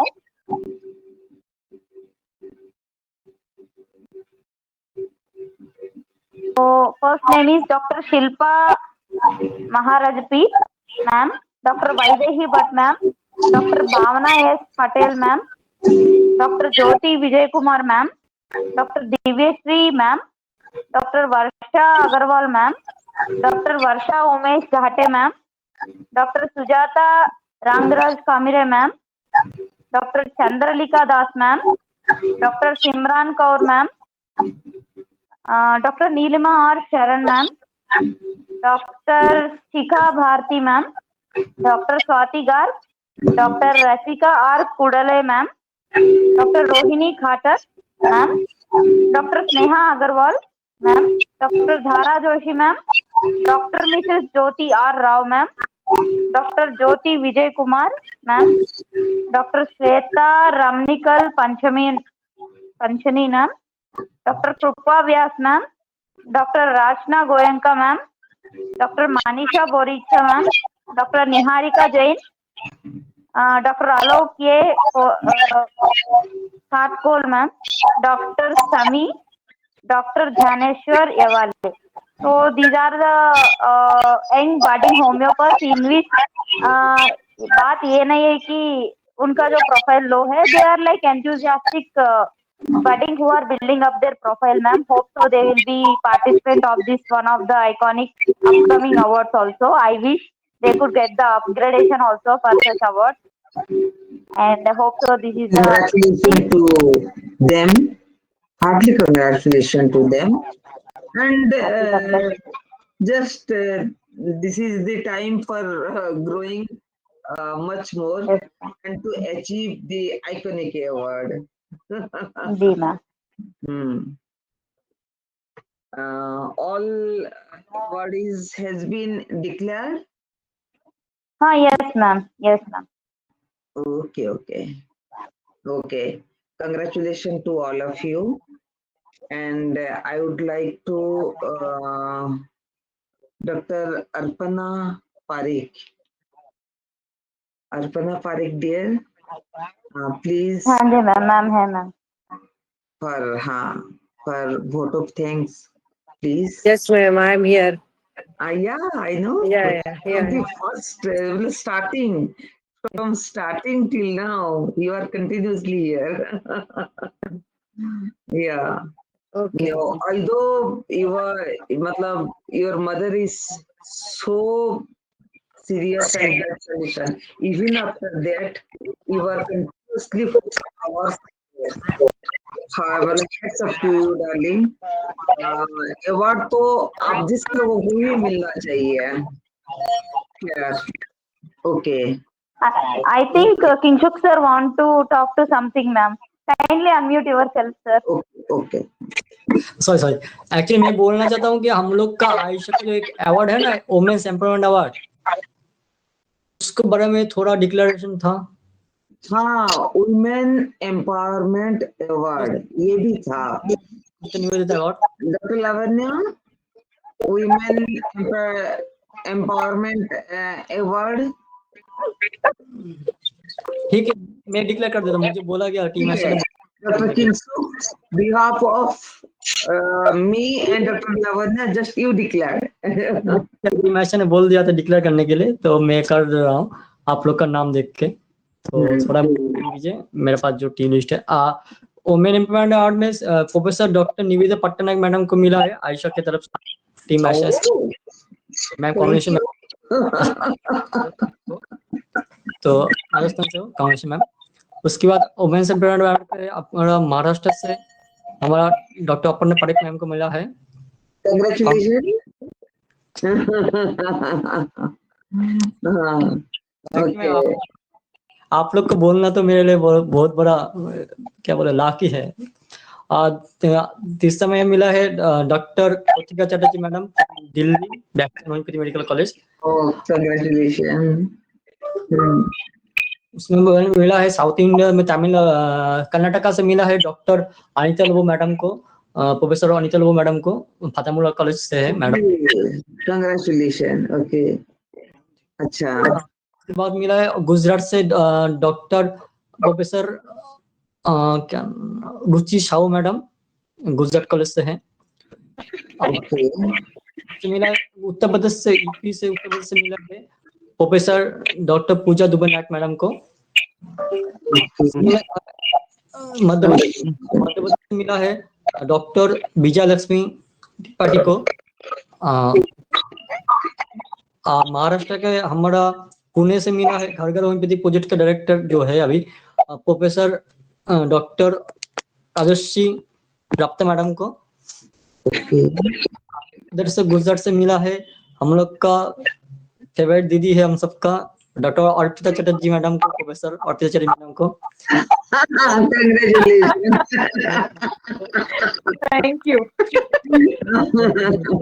का best माने staff हम लोग का जो अभी जो मिल रहा है बेस्ट क्या बोले best volunteer of the year वो अवार्ड मिल रहा है. हम लोग का यहाँ पे डॉक्टर फोबी मुखर्जी सर है, उनको मिला है। सर ने बहुत सुंदरबन में बहुत से हेल्थ कैंप किया है। सुंदरबन में जो हेल्थ कैंप होता है हम लोग का, तो उस हेल्थ कैंप पे ऐसा रेगुलरली अपना क्लिनिक छोड़ के सुंदरबन का जो रिमोट एरिया है, तो उसमें जो सर काम करता है, तो सर को हम लोग best volunteer award of the year 2025 के लिए सर को सिलेक्ट किए थे। और सर के साथ ये मैडम था, तो मैडम ने सर को देना, मैडम को देना एक सेम, तो हम लोग सर के दे रहे हैं। तो और अभी हम लोग का तमिलनाडु से सिलेक्ट हुआ है doctor doctor Kataria Laban Sai madam को। Congratulations, congratulations, guys. Congratulations. ये तो सर चीटिंग है सर, चीटिंग है सर, चीटिंग है। जो जितना सर मेंबर्स है ना, जो जो काम कर रहा, जो एक्टिवली काम कर रहा, सबको हम लोग उसको दे रहे हैं। इसमें से हम लोग ऐसा नहीं, जब सिलेक्टेड टीम ने जो टीम सिलेक्ट किया, तो आप लोग को पता है टीम मैम मैं तो हाथ ऊपर कर रहे, मेरा कोई रोल नहीं है सर का ही रोल है। So much for the core team of the AIHSAYA. Foundation हुआ था, हिटलर दीदी के लीडरशिप में हम लोग फाउंडेशन हुआ था। हिटलर दीदी से लेके तो अभी जमाना एक बार एक चलते अभी कटारिया मैम के पास आया है आयशा लीडरशिप में। तो नारी शक्ति का जो प्रभाव है वो आयशा में बहुत पहले से ही थे, फाउंडेशन डे टाइम से है। हम लोग एक थोड़ा बात शेयर करना, जो हम लोग के एक हिटलर दीदी है, दीदी ने हम लोग को अपना गहना दे के, अंगूठी सेल करके, रिंग सेल करके हम लोग को आयशा जब फॉर्मेशन हो रहा था, आयशा जो प्लान बना रहा था, तब दीदी ने आगे बढ़ा, दीदी ने सपोर्ट किया। वो 31 अक्टूबर के दिन था, उस टाइम को दीदी ने बोला चलो सेलिब्रेशन करना, तो ऐसे कुछ ये बात सही है। पर आज के रात 10:30 बज गए हैं, तो 10:30 हो गए, सबको नींद आ रहा है। तो हम लोग जो पीपीटी बनाए हैं और जो पीपीटी बना, जो सर्टिफिकेट बनाए हैं, हम लोग हर टीचर को भेजेंगे। और हम लोग ये जो डिग्निटरी है, जो अवार्ड विनर है, वो लोग को लेके नेक्स्ट वीक से हम लोग एक एक दिन को सबका कहानी सुनेंगे। शीज स्टोरी माने सिस्टर स्टोरी जो था, वो शीज स्टोरी करके हम जितना सा डिग्निटी बैठे, चाहे आपका सीसीएच का दिब्बा तनंजय मैडम हो, चाहे आपका एनसीएच का मैडम हो, चाहे कोई भी कॉलेज का सर मैडम, जो जो मैडम लोग आया है, हम लोग का अवार्ड विनिंग किया है, आइकॉनिक आइकॉनिक अवार्ड, नारी शक्ति अवार्ड जो जो मिला है, सबको लेकर हम लोग थोड़ा थोड़ा मिनट, सबको हम लोग जो जोश टॉक जैसे होता है, ऐसे ही हम लोग जोश टॉक करके हम लोग 5-10 मिनट के लिए सबको बुलाएंगे। आज तो बहुत बड़ा प्रोग्राम हो गया है, तो इसलिए हम लोग पीपीटी शो नहीं किया कि पीपीटी शो करेंगे तो वो कंप्यूटर में शो करेंगे तो बहुत टाइम लगेगा, इसलिए हम लोग सोचा जो इसको थोड़ा ओवरली तो हम ऑनवेलप टीम आयशा में आप सभी से माफी मांगता हूँ इतना लेंदी होने के लिए और इतना पीपीटी शो नहीं कर पा रहा है। तो टीम आयशा के बिहाफ में आपसे माफी चाहता हूँ जो हमने कर नहीं पाया। बहुत ही अच्छा हुआ। और अपन मैंने और मैं salute to Apan Parekh ma'am और निवेदन मैम, ये दोनों मैंने इतना बिजी है, प्लस ये दोनों का मैंने अपन पारेख मैम तो हॉस्पिटल में आज सुबह में था, तो उसमें एक से मैं जब फोन की थी, she was just going to hospital with aunty ji. Rightly said sir. Apan Parekh ma'am जो अगर हम लोग का बैकबोन है, अगर अपन पारेख मैम और Nivedan ma'am Absolutely. Parekh ma'am है, निवेदन ma'am. Now I request to Thank you, Aparna ma'am. Arpana, please for vote of thanks. Ma'am, it's my privilege and honor to and opportunity to present vote of thanks here. First of all, I am very much thankful to Aisha Ali ma'am, Nivedita Patnaik ma'am, Arpita ma'am, Lavanya ma'am for organizing such a beautiful event. Very good words which were listened by us by Dr. Aisha Ali ma'am. Thank you very much, Aisha Ali ma'am. Here also we have Dr. Disada ma'am, Disada sir's wife, Dr. S.M. Disada sir wife. She has also got an award and she is now here. I am very much thankful to all the speakers of AYUSH, Dr. Devdatta Naik, Dr. Bharat sir, Dr. Ashutosh sir, Dr. Arul sir, Dr. S.A. Hassan sir for their wonderful words about their pathies. We know today about the Siddhapathy, which nobody knows. So Siddhapathy we have learned today and somewhat about the Unani, because we know the Ayurvedic, homeopathic, and yoga, but very few knowledge about the Siddha and Unani. So we got that knowledge also. So thank you very much to all the speakers, and thank you very much to all the dignitaries who have got the award, who have lots of patience for declaration of awards, and it's already 22:35, that is 10:35. Some people are also here, they have not left the meeting. So I'm very much thankful to all of them and congratulate to all of them who have got the Woman Iconic Award. Next is Empowerment Award, Nari Shakti Awards. So you will get a certificate in between two or 3 days. So thank you very much for the patience, and thank you very much to all the core committee member of the AIHSAYA family. Thank you very much. Thank Over you, to you, sir. darling. Thank you so much for your support. Heartily thankful to you all, and congratulations to all of you. Heartily thankful to you. Thank you, madam. Thank you. Thank you, ma'am. Thank you, Nivedita madam, Parik madam, Kunjan madam, Aparinita, सबने बहुत अच्छा programme लिया आप लोगों ने, और इतना लंबा प्रोग्राम बहुत शांति से चला है, इसलिए आपका बहुत बहुत शुक्रिया। ये बहुत बड़ी बात है। और हमारी दोस्त जो आयशा मैडम है, उसको भी एनिमी से मिला है, बहुत दिन हो गए थे हमको मिलके। चलो अच्छा लगा, और देश भर से आपने लोगों को ये बुलाया, मुझे वो अच्छा लगा कि आपने चुन चुन के हर स्टेट से लोग लिए। हाँ, ये नारी शक्ति हो गई भी, ये हमारे जो भाई है क्या क्रिंजल शुभ बराबर है ना, क्रिंजल शुभ, इन्होंने भी बहुत टाइम दिया, बहुत देर से बिल्कुल स्माइल ये रखते हुए इतने लेडीज के बीच में भी बहुत पेशेंस रखे, इसलिए उनको भी बहुत धन्यवाद। निवेदिता मैडम, आप कहाँ से हो प्रोफेसर? सॉरी, कहाँ से हो professor? Ma'am, I am from Gujarat, Baroda. Baroda Gujarat से क्या? अच्छा अच्छा, very good. Gujarat, Karnataka, Maharashtra, very good combination. Nivedita ma'am from Udaipur, Rajasthan. अच्छा अच्छा, उदयपुर से। हाँ ma'am. Thank you Aparna madam, मेरा नाम आपने सजेस्ट किया और ऑलपैथी सुनने को मिला, नहीं तो लेक्चर होता है तो एक होम्योपैथी भी होता है, आयुर्वेद भी हुआ, यूनानी भी हुआ, सिद्धा भी हुआ। हमने एक्चुअली एक ही प्लेटफॉर्म में आयुष को कंप्लीट किया। बहुत बहुत बढ़िया, बहुत बढ़िया, बहुत बढ़िया। और आयशा मैडम जल्दी मिलेंगे, कलकत्ता आ रही है ना? 100%। ओके, मिलेंगे जल्दी। चलो ओके, थैंक यू। शुभरात्रि। Thank you everyone. Thank you everyone. Congratulations to everybody. Special thanks to Dr. Kingshuk sir also, इतनी देर आप हमारे साथ रहा है, हमारा सहारा दिया है। Thank you so much, and सभी को धन्यवाद, and सभी को congratulations. Thank you, Kingshuk. पूरा full time.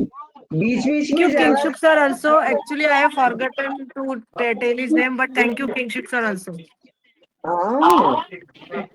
Thank you, Kingshuk sir. बस उसको एक बार बोल दो, काम हो जाए उसकी टीम से। Thank you, ma'am. Thank you, Arpana ma'am. Thank you, ma'am. Thank you. Thank you, Kanchan ma'am. Thank you, Thank Aisha you ma'am. everyone. Thank you, Lavanya. Thank you, Arpita ma'am. Thank you, Nivedita ma'am. Thank you all. Thank you everyone. Yeah, thank you so much. Thank you.